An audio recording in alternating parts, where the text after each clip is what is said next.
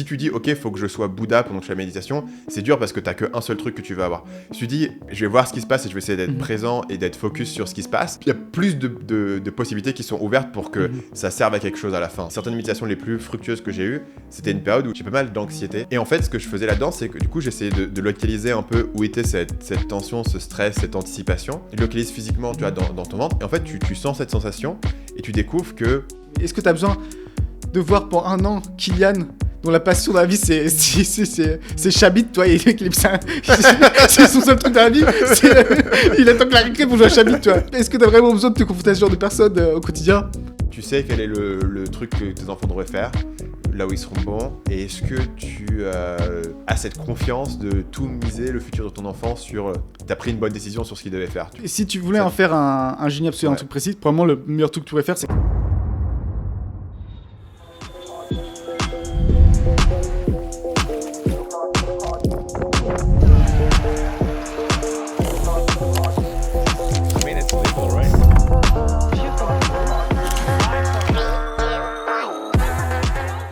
Ça se passe comment, Stan, ta bonne résolution de te mettre au powerlifting? C'est quoi? Ça fait quelques semaines maintenant?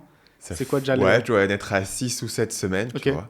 Donc je fais... du coup, j'ai acheté l'application de Mehdi et j'ai pris Lifetime. Comme je lui ai dit, ton Lifetime, il est sous-pricé.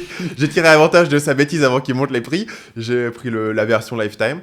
Donc tu vois, je suis motivé. Je me dis que je vais au moins tenir 4 ans. Et je le fais 6 fois par semaine. Écoute, j'ai gagné du poids au départ, mais je pense que c'est juste parce que... Honnêtement, la partie la plus dure, c'est la bouffe. Je sais pas pourquoi au départ j'ai gagné, genre, tu vois, j'ai commencé à 71, je suis assez vite monté à genre 75 en un mois. Je suis genre, je gagne 4 kilos de pur muscle par mois, mec, c'est incroyable. et en fait, je sais pas, je pense qu'il doit y avoir un effet au départ où tu retiens l'eau, je sais pas quoi. Dos, ouais, peut-être. Je pense que c'est Est-ce ça. que tu t'es mis à la créatine, un truc comme ça, parce que la créatine aussi, ça te... Pas, je m'y suis mis, mais juste après. Okay. Donc pas sur le premier mois.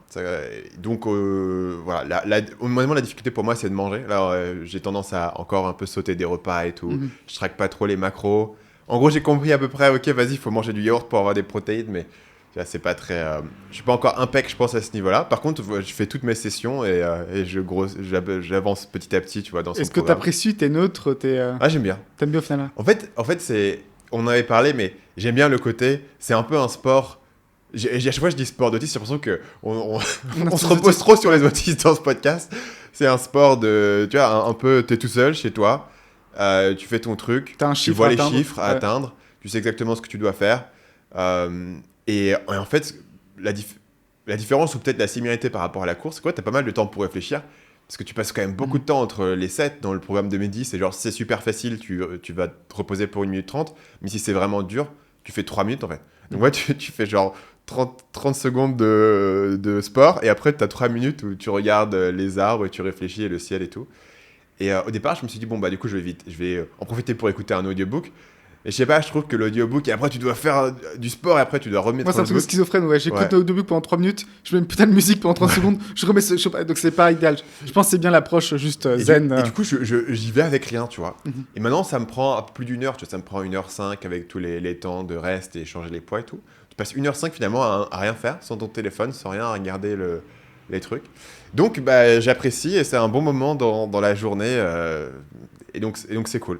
Je pense que là, pour le moment, je suis bien parti pour continuer. Le problème, c'est que ma vulnérabilité, c'est la première fois que j'ai testé son programme, c'était genre il y a 5-6 ans. Ma vulnérabilité, c'était le voyage, quoi. Dès qu'il y a du voyage, tu tiens plus et après, tu reviens. Et ce que tu faisais il y a genre 1 mois et demi, maintenant, c'est trop dur. Et t'es en mode, ah putain, faut que je descende. Tu vois, c'est difficile. C'était vraiment régulier et que tu avances toujours un petit peu. C'est assez cool si tu vois la courbe monter. Dès que tu dois descendre et tout. Et en voyage, il faut trouver une salle. Il y a beaucoup de friction à ce niveau-là où je sais que moi, personnellement, je serais vulnérable là-dessus. Donc, jusqu'à mon prochain voyage, je pense que j'aurai aucun souci. Et après, il faudra voir à quel point est-ce que je m'adapte, tu vois. Ok. Justement, je pense que la différence entre nous deux, c'est que moi, j'aurais beaucoup de mal à faire une séance. J'ai fait quelques fois, séance de sport avec 0 musique, 0 podcast, 0 audiobook. Et c'est pour ça que je pense qu'il faut que je médite. Et ça fait un peu, toi, comme pour la muscu, tu y pensais depuis quelques années. Moi, la méditation, c'est un truc un peu récurrent. Ouais. Je devrais faire. Et je tente jamais vraiment, tu sais, je le fais une journée de façon random, toi. Ouais. Mais je n'ai jamais vraiment appliqué une grosse... C'était toujours la 5e priorité, quoi. Ouais. Et donc, je me suis dit, parfait, toi, si tu prends des bonnes résolutions avec ce podcast, il faut aussi que je matche ça. Mais on pourrait inviter genre un moine ou un truc comme ça. Il faut que tu aies aussi le storytelling le podcast a changé ma vie. Toi, après, Mehdi, c'est à notre niveau, forcément, en powerlifting, mais toi, t'en fais quand même depuis très longtemps. Et en fait, ça sert à les gens qui en font régulièrement depuis longtemps. Les méditateurs, entre les gens, je pense qu'il y a 99% de gens qui ont essayé, t'as 1% qui maintiennent l'habitude, quoi. Je pense que ça va être ce genre de ratio. C'est vraiment très très rare. Et il y en a aussi qui mythosent beaucoup par rapport à ça, par rapport à leur régularité en méditation. Du coup, mon but, c'est en gros choisir une méthode de méditation et m'y tenir au moins 25 jours sur les 30 prochains jours. Faire ça. Et après, je devrais annoncer mes résultats. Et donc, est-ce que tu as des conseils pour moi? Cette expérience sur Nomade Digital Peut-être que j'avais dit ça, mais au final, je crois que j'avais tenu 3 jours. Mais toi, à l'époque, je sais pas si c'était quand vous avez le podcast 1 an par 1 an, où j'avais pas annoncé toi, le résultat. Tu vois, les gens avaient oublié, c'était OK, quoi. Là, je me dis, il y aura 2-3 personnes qui s'en souviendront, et donc je serai obligé de m'y tenir. Écoute, ce serait quoi tes conseils, toi? Quelqu'un comme moi qui débute? Est-ce que tu as un type d'imitation, tu penses, qui serait plus simple, plus efficace? Est-ce que tu as j'ai pas une connaissance un mindset autour de ça? encyclopédique du truc. Je dirais que le principal élément sur la méditation, en fait, c'est qu'il faut le voir comme étant un entraînement, plus que comme étant il faut que je médite parfaitement, tu vois. Le truc de la méditation, c'est tu essaies de te concentrer sur un truc et tes pensées vont partir sur autre chose. Et c'est à quelle rapidité tu peux t'apercevoir que tes pensées sont en train de dériver et les ramener, en fait. Ce qui veut dire que les gens se disent « Ah ouais, mais du coup, j'ai médité pendant 10 minutes et j'ai fait que penser à autre chose. » Mais en fait, c'est normal et ça fait partie du truc. Et l'exercice, justement, c'est de le ramener, tu vois. C'est ça l'effort.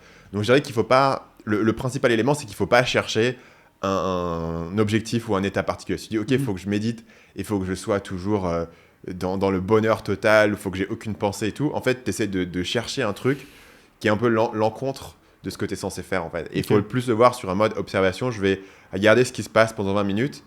Et après, les différentes méthodes de méditation, c'est en fait, qu'est-ce que tu observes? Sur quoi tu mets ton attention? Ouais, sur quoi tu mets ton... Donc, il y en a... Bon, le truc classique que tout le monde connaît, c'est genre la respiration. En fait, souvent, sur la respiration, c'est même moi, je sens rien à l'expiration. Un point particulier de respiration. Ouais, mais les gens disent à l'expiration, tu dois sentir quelque chose. Moi, je sens... Il se passe rien. D'accord. Tu sens où, toi, ton expiration T'es pas forcément censé sentir un truc en particulier, c'est juste vers quoi tu fais attention. Donc, en gros, sur la respiration, les gens, ils te disent soit un truc ici, aux alentours du nez, donc tu sens l'air sortir de tes narines, ou alors tu le sens dans ton ventre, je sais pas comment ça s'appelle, ce muscle qui monte et qui descend, tu vois. Donc, tu te concentres juste sur cet élément. Donc, ça, c'est le truc de base que tout le monde connaît. Et moi, c'est aussi ce que j'aime bien. Après, il y a des gens qui font un mantra, et potentiellement, les mantras, pour les gens qui ont du mal avec la méditation, ça peut être vachement efficace. De fou. Ouais, je vois ce que je sais que c'est comme ça que Tim Ferriss est rentré à fond dans la méditation. C'est un espèce de, j'ai envie de dire, de secte, d'école de méditation qui s'appelle Transcendental Meditation aux US, qui enseigne ça, et c'est basé sur des mantras. En fait, le mantra, c'est juste une phrase que tu répètes, et qui est juste là pour focaliser ton attention. C'est un petit peu comme si, au lieu d'avoir un dialogue interne, comme tu es focalisé sur ce truc, en fait, ça sature ton dialogue interne, et ça force une concentration. J'avais testé des histoires de mantras. Personnellement, je suis pas méga fan, mais c'est vrai que quand tu as vraiment du mal, c'est plus facile de saturer ça c'est plus facile. que sentir sa respiration, en fait. Tu t'envoies un message constant. Et donc après, tu vois, toutes les techniques de méditation, moi, j'ai jamais essayé, mais il y a des gens qui regardent une bougie, tu vois, juste tu te concentres sur une bougie ou tu te concentres sur n'importe quel objet. Ou évidemment, il y a des gens qui le font avec, je sais pas, tu t'imagines quelque chose dans l'estomac, tu as une boule de cristal, genre des visualisations. Il y avait la visualisation, justement, tu l'avais faite aussi, c'est des moines en Thaïlande qui m'avaient appris ça, c'est t'imagines une espèce de boule de cristal dans ton ventre. Et moi, personnellement, les trucs de visualisation, je les trouve assez durs, en fait. J'ai l'impression de devoir mettre beaucoup d'efforts pour visualiser. Il y a aussi une visualisation où c'est genre, t'imagines qu'à l'intérieur de toi, c'est vide. Tu vois, t'as perdu toute ta chair, tes os, etc. À l'intérieur de toi, c'est vide. Et je trouve que c'est beaucoup d'efforts de maintenir la visualisation. Alors, pour moi, ça marche pas trop. Par contre, ce qui m'avait appris, c'est en fait, tu pouvais sentir un point d'énergie dans ton ventre, c'est lié au truc de la respiration. Et en fait, une fois que tu as senti ce point, tu peux te concentrer dessus. Et en fait, c'est une sensation qui semble assez... C'est bizarre parce que normalement, tu le sens pas, tu vois, c'est un truc, mais une fois que tu l'as trouvé et que tu sais qu'il est là, tu peux assez facilement tenir ta attention dessus et tu peux facilement y revenir. Donc moi, c'est ce que je fais. Mais en gros, je dirais que c'est vraiment un truc de choisir un élément sur lequel tu veux garder ton attention. Et je pense qu'après, toutes les méthodes arrivent au même endroit, mais il y a certaines qui semblent plus faciles que d'autres. Pour moi, le mantra, c'est OK. La visualisation, c'est vraiment dur. Et les trucs de respiration, en tout cas, tout ce qui est un peu physique, c'est plus facile.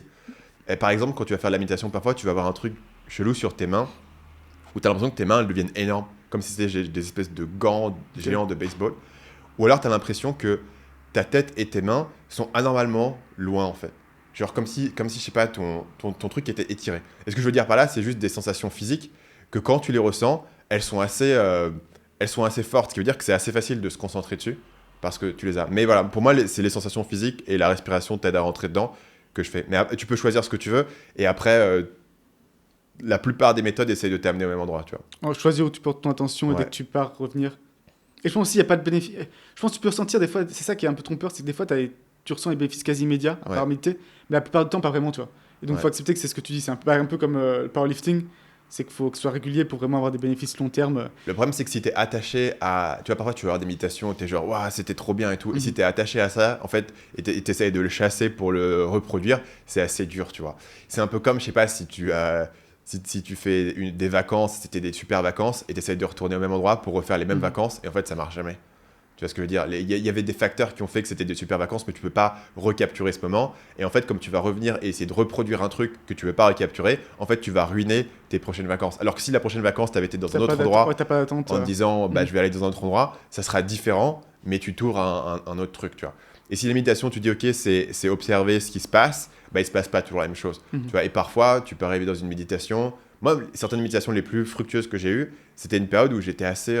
j'ai pas mal d'anxiété. Je pense que peut-être que j'étais encore au café, mais en fait, je me levais le matin et j'étais un peu anxieux avant de travailler. J'avais ce truc de qu'est-ce qui va se passer aujourd'hui. Tu sais, un peu cette anxiété quand tu ouvres tes emails et tu dis peut-être qu'il y a un email un peu chiant qui est là, tu vois. C'est truc de pas exactement savoir, cette anticipation. Et j'avais souvent cette anticipation avant de travailler. Et en fait, je méditais aussi juste avant de travailler. Ce qui veut dire qu'en fait, la méditation était assez dure parce que j'avais envie de commencer, aller, tu vois. Mais je faisais la méditation. Et en fait, ce que je faisais là-dedans, c'est que du coup, j'essayais de localiser un peu où était cette tension, ce stress, cette anticipation. Et une fois que tu le localises et que tu es avec, et en fait, tu t'aperçois que c'est pas ultra désagréable en fait. Tu le localises physiquement, ça. Tu le localises physiquement, tu vois, dans ton ventre. Et en fait, tu sens cette sensation et tu découvres qu'il n'y a pas vraiment une différence entre genre, je suis trop excité d'aller voir ce film ou je sais pas quoi. Et en fait, cette sensation d'anticipation, c'est la même sensation, sauf que dans une situation, tu dis ouais, c'est cool, je suis excité, et dans l'autre, tu dis non, tu vois. Et en fait, mais finalement, je pense que d'un point de vue physiologique, c'est exactement la même chose, ça veut dire de l'adrénaline, tu vois. Mais sauf que tu la juges différemment, tu la positionnes différemment. Et en fait, ça m'a permis de repositionner cette sensation qui était super désagréable. Et en fait, cette sensation, tu vois, c'est la sensation que tu vas avoir avant de faire de la prise de parole en public, avant d'avoir un rendez-vous important. Où tu as besoin, tu vois, de faire bonne impression et tu vas avoir cette sensation. Et en fait, soit tu vas dire « Ah putain, je suis trop stressé et tout, j'espère que mon stress va pas me faire foirer mon truc ». Tu dis « Ah ouais, du coup, c'est bien, j'ai de l'adrénaline, je suis bien focus pour faire ce que j'ai à faire. » Je pense que c'est un truc entre adrénaline et cortisol, toi. Là, tu choisis, est-ce que c'est plutôt, tu veux plutôt de l'adrénaline, tu veux plutôt du cortisol. Et je pense que tu peux t'orienter assez facilement psychologiquement là-dessus, quoi. Ouais. Et ce que je veux dire, c'est que en rentrant, tu vois, dans ces méditations, où finalement, au départ, c'était assez dur parce que j'avais du mal à rester. En tout cas, j'étais pas dans un état zen, tu vois, de plénitude et d'amour pour le monde. Finalement, ça m'a appris pas mal de choses et ça m'a permis de reconfigurer un truc qui m'avait accompagné pendant toute ma vie et qui maintenant, je le vois différemment et j'en souffre moins, tu vois. Et maintenant, j'ai plus ce truc de dire « Ah non, mais je suis stressé, c'est dur, etc. » Tu vois. Je peux être fatigué, mais je suis plus en mode il y a ce truc qui brûle à l'intérieur et qui crame toute mon énergie. Qui est limite constant en plus. Voilà. Ok, intéressant. Donc, je dirais que la méditation, tu vois, une fois que tu arrives...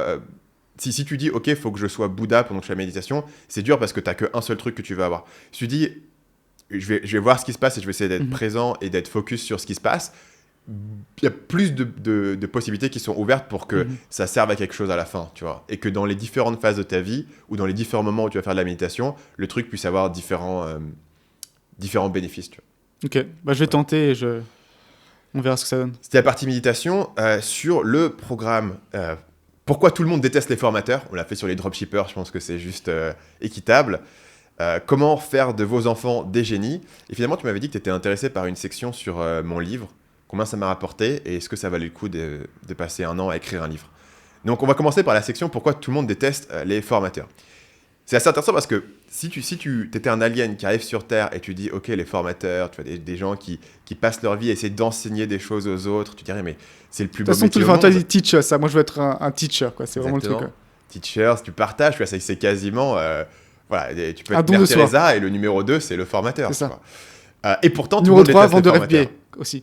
On nous oublie pas quand même. Exactement. Numéro 3, vendeur FBA, les gens qui apportent au monde des produits à prix abordable. Souvent, on me remercie d'un coup, on me dit merci pour tout ce que vous faites. Et je dis effectivement, je fais pas de fausse modestie, toi. Effectivement, j'apporte beaucoup au monde, tu vois. C'est vrai.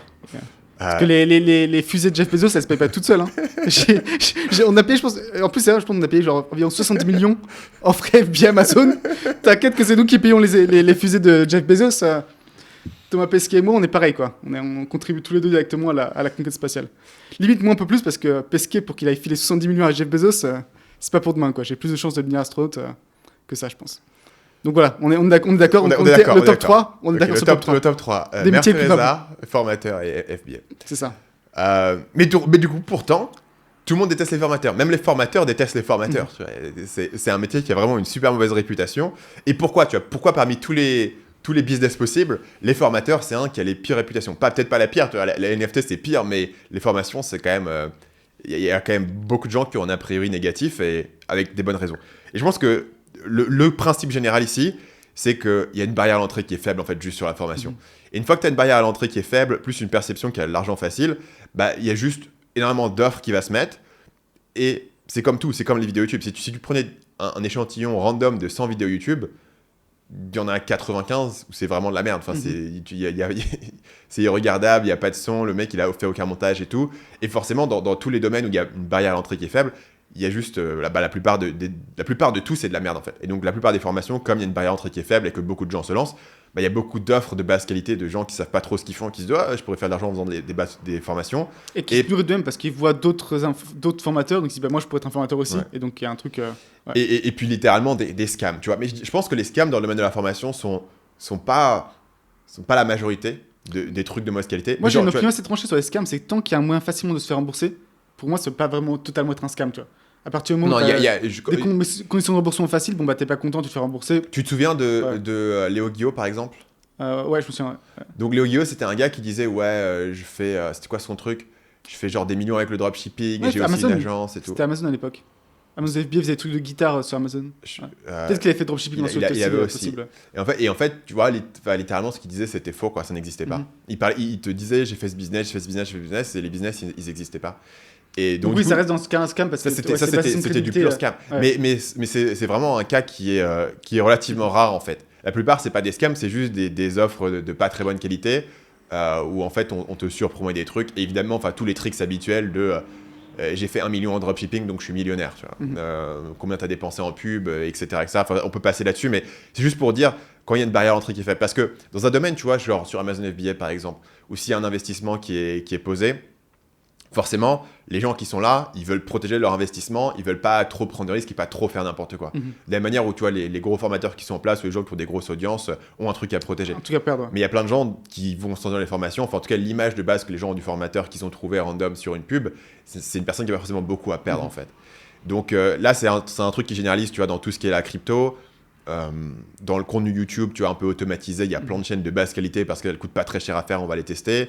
Le site de dropshipping moyen est vraiment fait avec les pieds et c'est de la merde parce que ça coûte rien, c'est facile à faire. Et peut-être tu vois qu'il y avait une certaine période, tu me diras comment c'était au tout départ de Amazon, mais où il y avait beaucoup de variances de qualité, tu vois, sur Amazon, je sais pas exactement. Il y avait toujours plus d'investissement. Tu te souviens d'un truc comme ça?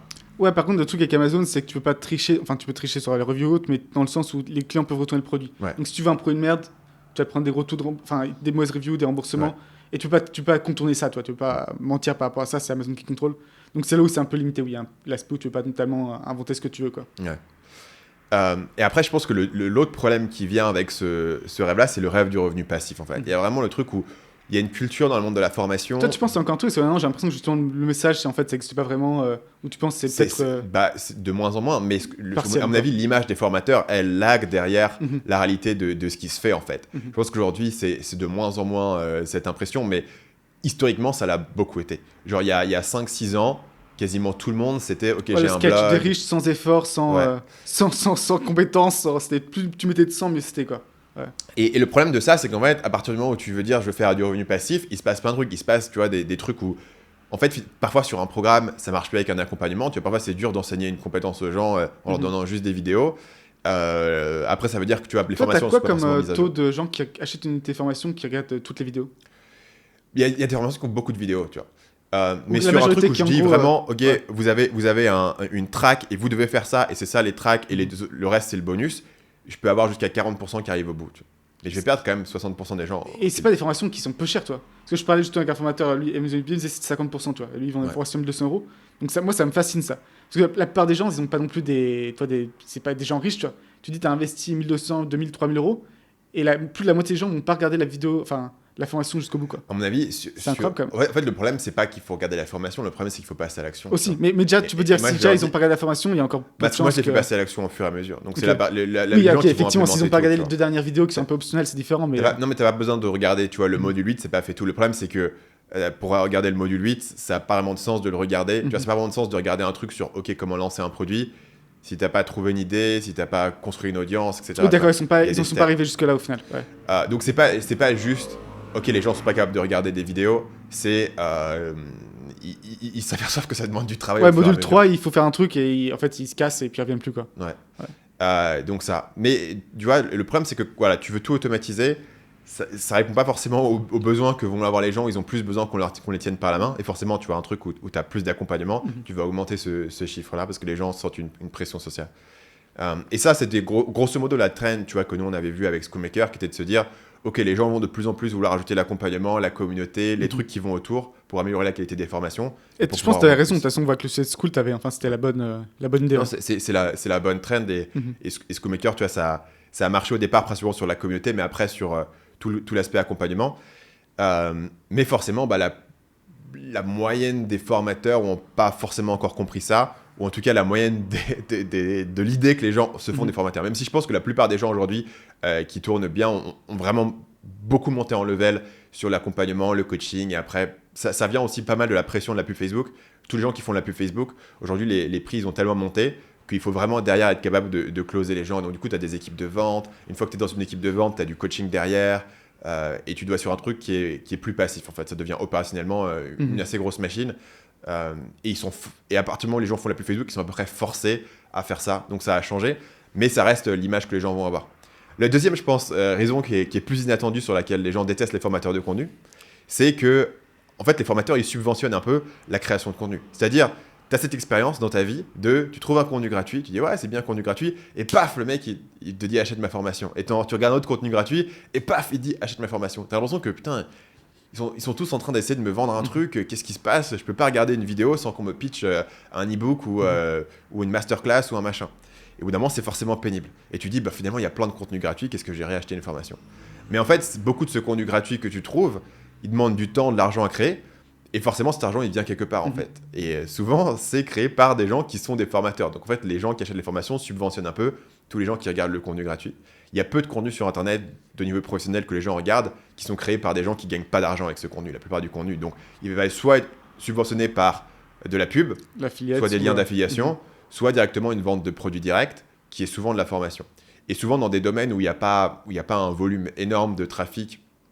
Si tu voulais même faire des vidéos sur le business en ligne et te financer uniquement par la pub, tu pourrais survivre en étant solo et en n'ayant pas trop d'équipe, c'est à peu près tout, quoi. Vraiment à peine, parce que imaginons que tu fais 5 000 vues par vidéo, peut-être ça se cumule un peu, tu fais 30 000 vues par mois. Tu gagnes combien avec ça? Alors, 30 000 vues par mois, Ouais. tu gagnes Sur une petite 60 niche, euros. Sur ouais. une petite niche, tu peux pas. Ouais. Et je veux dire, même sur Même un 300 000, truc... ça commence à être beaucoup, 300 000 vues par mois.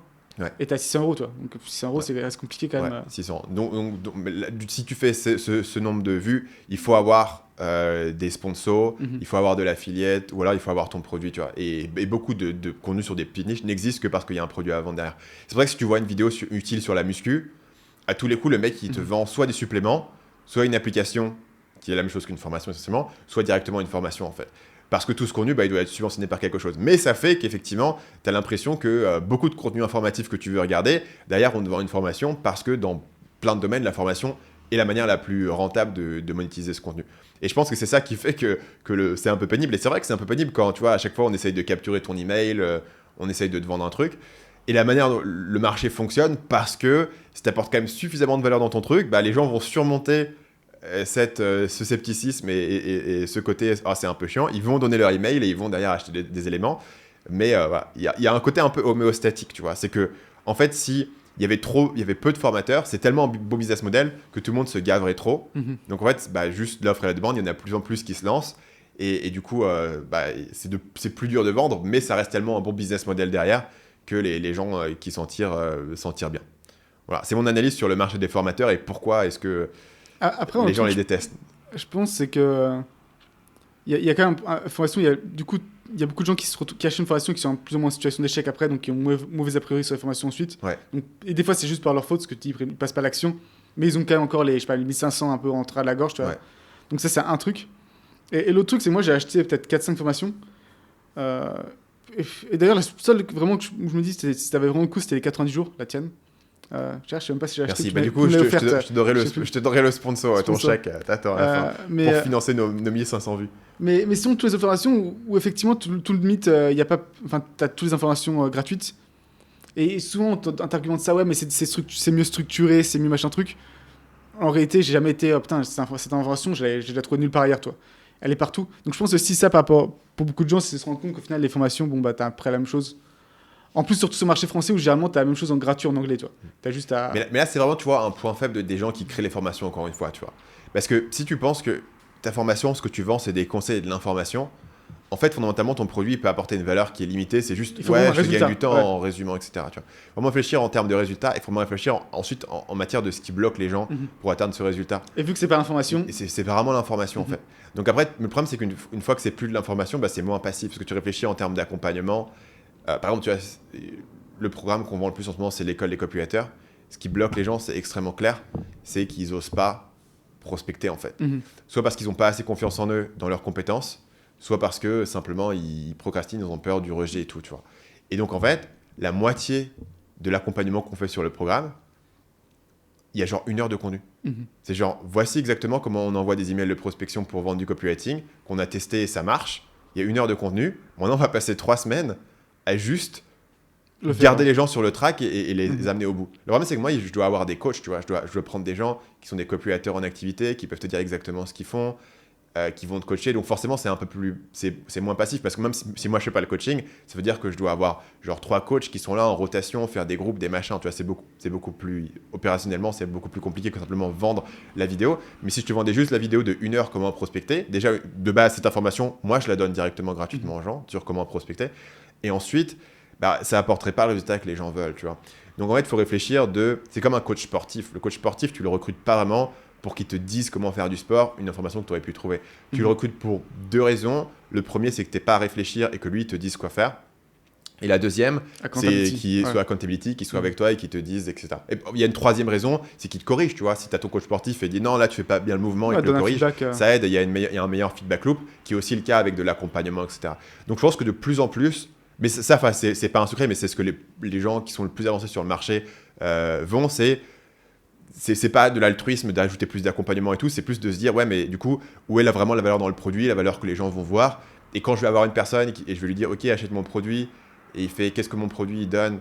Juste des vidéos, c'est un peu léger en fait. Tu dis, non, tu vas avoir un coach qui l'a fait avant toi, qui peut te dire comment on a fait, voilà, les personnes qu'on a accompagnées, les résultats que ça donne, et on va te tenir par la main. Et je sais que tu as déjà testé des trucs, mais en fait, si tu es honnête avec toi-même, tu n'as pas été jusqu'au bout de la démarche et tu as un peu abandonné, et peut-être que tu as besoin d'un groupe, etc., qu'on t'accompagne. C'est là où tu vends de la valeur. Le problème, c'est que toute cette valeur, bah, elle demande des gens pour le créer, tu vois. Ça demande de la coordination, ça demande de l'accompagnement et tout. Et c'est là où le relativement moins sexy aussi, quoi. Le relativement moins attractif que c'est bon. Avec cette information, c'est ça qui a fait la différence, et là, tu vas... Ouais.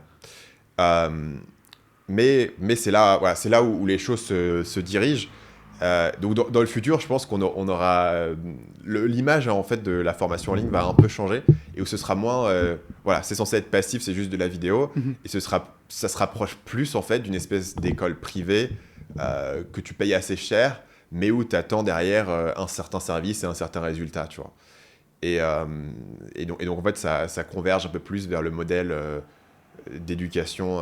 Est-ce que tu penses qu'à terme, ce qui serait toujours intéressant, je pense, ce serait d'avoir des vrais stats à la fin sur justement les résultats des alumni, enfin des élèves, tu vois, des étudiants passés. Ça serait un truc assez fascinant. Et aussi un truc, une question qui me vient, c'est toi, est-ce que tu mesurais ton succès auprès de tes clients en termes de pourcentage de gens qui atteignent, je sais pas, qui remboursent la formation ou plus, ou est-ce que ce serait, et donc ce serait, t'as 70% des gens qui, ou par exemple, génèrent 30K sur l'année, ensuite, peu importe, ou vraiment en mode expected value, tu vois. C'est qu'au fond, même s'il y a 90%, ils n'y arrivent pas, mais tu as 10% qui, eux, explosent tout et ça leur change la vie et grâce, en fait, ouais, ça fait tout pour eux. Est-ce que tu considères, il y est positif, toi tu fais le calcul, ça tient. Comment tu jugerais un peu qu'est-ce qui fait une bonne formation? De facto, le truc que tu dis, en fait, il y a une partie des gens qui vont vraiment appliquer la formation. Ils auront sous-payé la formation, en fait. Parce qu'ils auront eu, tu vois, s'ils ont payé la formation 1 000 € et qu'ils ont créé un business qui leur apporte 100 000 € par an et qu'ils le font pendant 10 ans, tu vois. C'est un ROI de fois 100, ouais. Et il y a une partie des gens qui vont pas avoir de résultats. Donc, parmi eux, il y a une partie qui... Tu peux sauver, tu penses? Il y a une partie qui n'ont pas appliqué la formation. Et en fait, il y a une limite auquel tu peux aller, tu vois. Donc, parfois, on a des appels de coaching. Les gens, ils viennent pas aux appels. À un certain point, on peut pas aller chez les gens et tout. Mais c'est une minorité des gens, mais ils peuvent être présents. Et après, il y a ceux qui vont appliquer tout, ou alors ils le font pas très bien, ils n'y arrivent pas totalement, etc. Et eux, pour le coup, tu peux vachement les aider. Parce qu'il y a un truc où ils commencent à avoir des petits résultats, mais ils pourraient se décourager. Et eux, tu peux les pousser. Différence, en fait. Il y a des éléments, il y a des gens que tu peux pousser, tu peux leur donner des feedbacks, tu peux les accompagner. Et là, tu peux augmenter vachement les gens dans le groupe des gens qui réussissent, tu vois. Il y a vraiment un groupe entre les deux qui ont une bonne volonté. Après, il y a plein de gens qui achètent un truc, ils montent un truc, après ils essayent de faire un peu autre chose, tu vois. Ils adaptent un peu à la sauce. Il y a beaucoup de gens qui ont commencé, tu vois, à faire du dropshipping et qui après vont faire un autre business model parce qu'ils switchent. Et dans ce cas-là, est-ce que leur expérience dans le dropshipping, c'était un échec ou est-ce que tu vois, d'impact, c'est compliqué, tu vois, de dire... moi, j'ai toujours, tu vois, rêvé d'un truc où, imagine, tu pouvais faire une formation où tu pouvais sélectionner les gens de manière drastique à l'entrée, et après, la manière dont ils te payaient, c'était en part dans leur business. Ouais. Ça, ce serait absolument génial parce que ça alignerait les intérêts de tout le monde. Mais je pense que ce serait ultra illégal, en fait, de faire ça parce que tu peux pas se faire signer à une personne, tu vas me donner 10% de tous tes revenus derrière, tu vois. Et tu peux dire, OK, tu peux leur faire incorporer un business et tu vas prendre 10% des parts dans ce business. C'est-à-dire que tous les gens, ils doivent incorporer un business et tu prends des parts. Et après, le problème, c'est que s'ils veulent aller faire autre chose, tu les as formés, ils peuvent aller faire autre chose, faire un autre business et tu n'as pas de contrôle dessus. Et à un moment donné, ils vont se dire, bon, bah, j'en ai marre de payer les 10% mec, je vais réincorporer mon truc ou je vais le mettre aux US. Ou, non, après, c'est un equity en tant qu'advisor, en fait. Tu vois, il y a un peu ce genre de modèle où tu peux... mais du coup moi, c'est un modèle. Mais du coup, il faut délivrer de la value de façon continuelle, il faut être utile tout le long, quoi. C'est le problème, c'est qu'en fait, souvent, bah, tu vas former les gens et tu leur apportes beaucoup de valeur sur les 6 premiers mois, et puis après, c'est à eux de se débrouiller, tu vois. Une fois que ils auront appris ce que tu avais à apprendre. Et donc, tu as ce problème où bah, voilà, il faudrait prendre. Et tu aurais le même problème, c'est-à-dire que c'est comme les investisseurs, tu vois. Si une personne investit de l'argent dans une boîte, il y a deux scénarios. Soit il a surpayé parce que la boîte a pas fait d'argent, soit la boîte cartonne. Et du coup, les mecs crachent parce qu'ils sont en mode ouais. Je t'ai filé 10% de part pour 100 000 euros et maintenant tes 10% ils valent 10 millions. Tu vois. Il y a toujours ce truc. Donc soit tu as sous-payé, soit tu as surpayé. Et c'est le même cas sur si tu devais prendre des parts dans le business des gens. En fait. C'est-à-dire que les gens qui échouent, bah, c'est bien parce qu'ils ont été formés gratuits mais ils ont échoué. Mais les gens qui réussissent, ils se disent ouais, ok, c'est bon, tu as fait une formation il y a 5 ans et maintenant je fais 2 millions par an. La vérité, c'est que tu te rattrapes sur celui qui a raté en fait. Ouais. Lui, il s'en fout, toi. Lui, c'est pas, il est pas en mode. Et je pense que. Donc, il y en a qui font ça. Ceux qui font ça, c'est Lambda School. Tu vois ce que c'est ? Ouais, je vois. Donc, Lambda School, c'est une école qui t'apprend à coder et qui ensuite va prendre un pourcentage sur tes revenus pendant plusieurs années. Et du coup, c'est vachement agressif parce qu'ils te demandent d'envoyer chaque année ton revenu d'impôt pour vérifier combien toi, tu as gagné d'un point de vue personnel et te prendre un pourcentage de ce que tu as gagné, tu vois. Et donc, ils te font signer un truc où tous ces revenus, je le possède pendant 5 ans. Et c'est-à-dire, même si tu fais ça et qu'après, tu vas aller faire totalement un autre travail et que tu gagnes de l'argent avec, ils ont le droit à leur part de ces revenus pendant la période. Mais du coup, les incentives sont putain d'alignés, quoi. Ouais. C'est l'avantage. Ouais. Et ce que je veux dire, c'est que c'est un super modèle et moi, ça m'intéresserait beaucoup de faire ce modèle. Et mais logistiquement, c'est pas évident. Ouais. Et logistiquement, c'est pas évident. Et en fait, je suis pas sûr que légalement, tu peux l'enforce, en fait. Tu vois, est-ce que tu peux dire, ok, j'ai droit à 10% à tous les business que tu vas créer pendant les 5 non, tu peux le faire dans un business précis. Après, effectivement, il peut toujours basculer son business s'il veut. Après, c'est une question de... Est-ce que la personne, vraiment, tu lui dis, bah, on est d'accord que si ça fonctionne... Et après, ça dépend de la personne, quoi.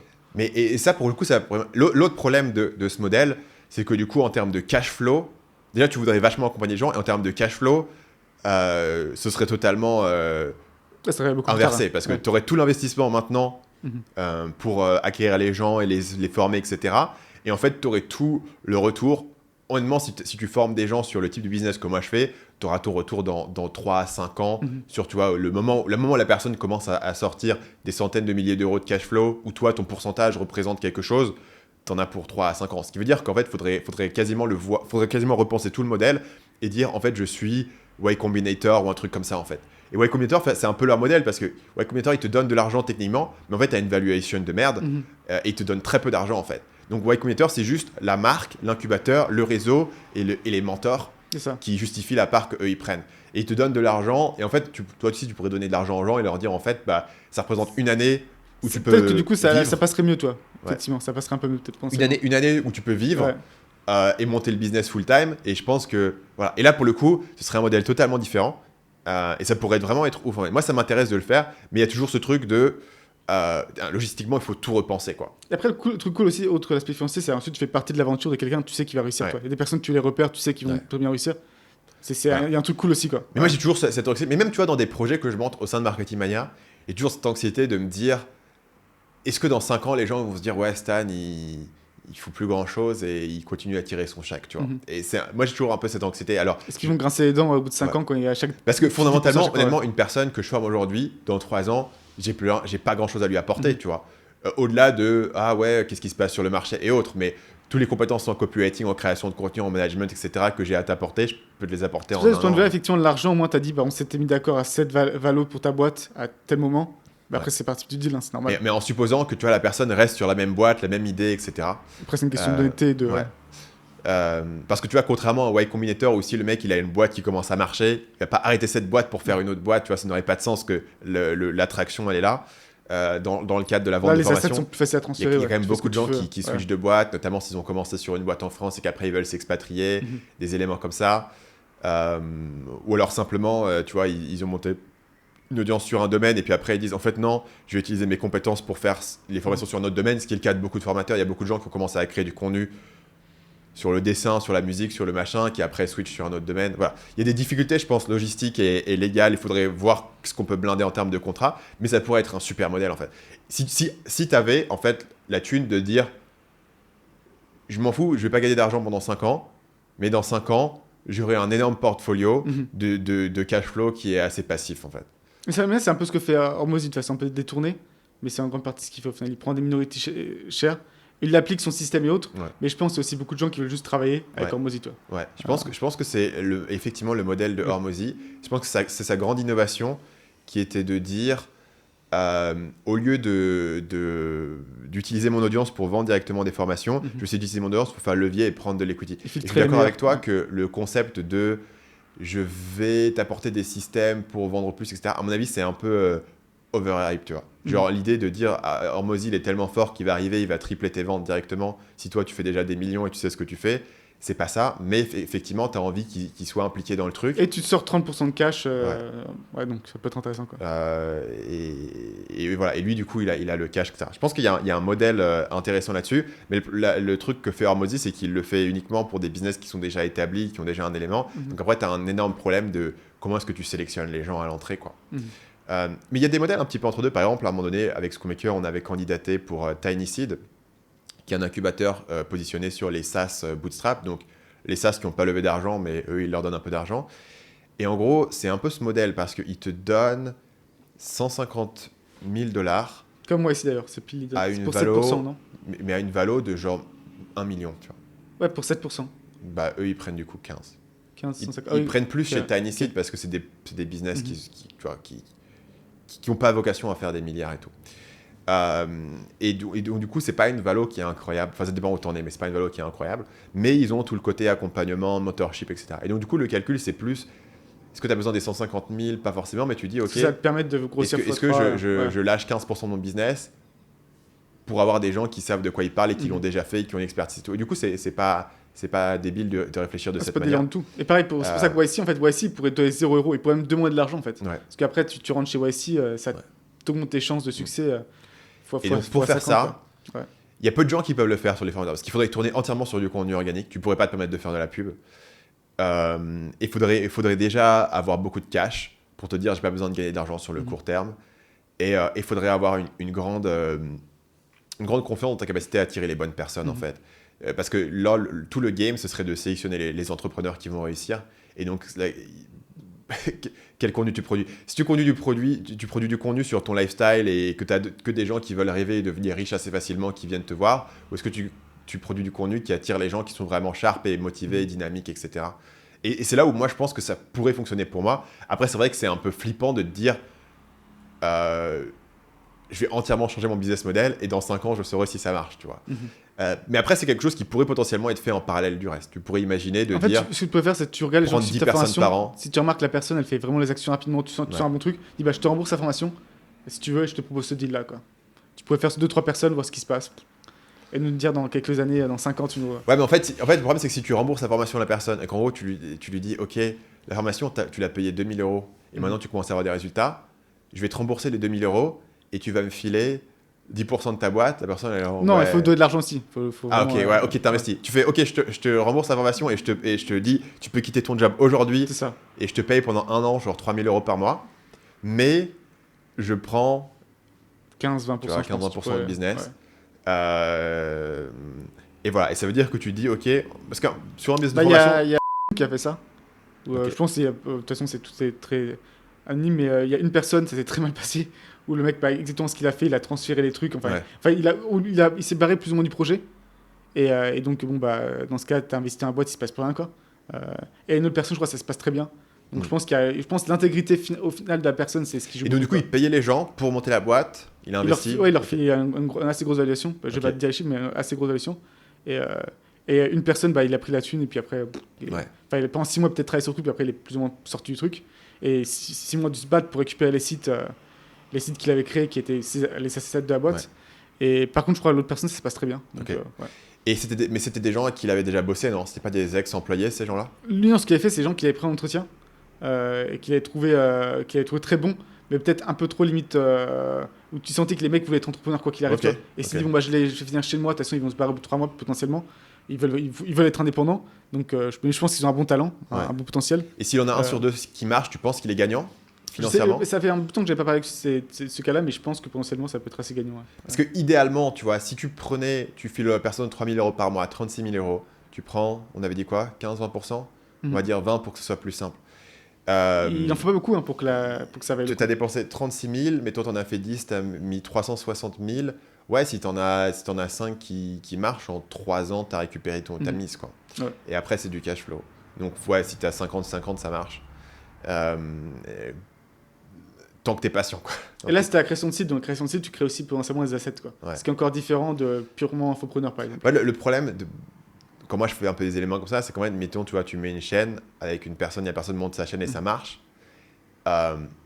Si la personne part, tu récupères la chaîne, mais en fait, tu récupères très peu de valeur parce que la confiance, elle est dans la personne. Et si la personne part et remonte sa chaîne, il peut vraiment torpédo. Je t'avais déjà parlé de Channel Makers.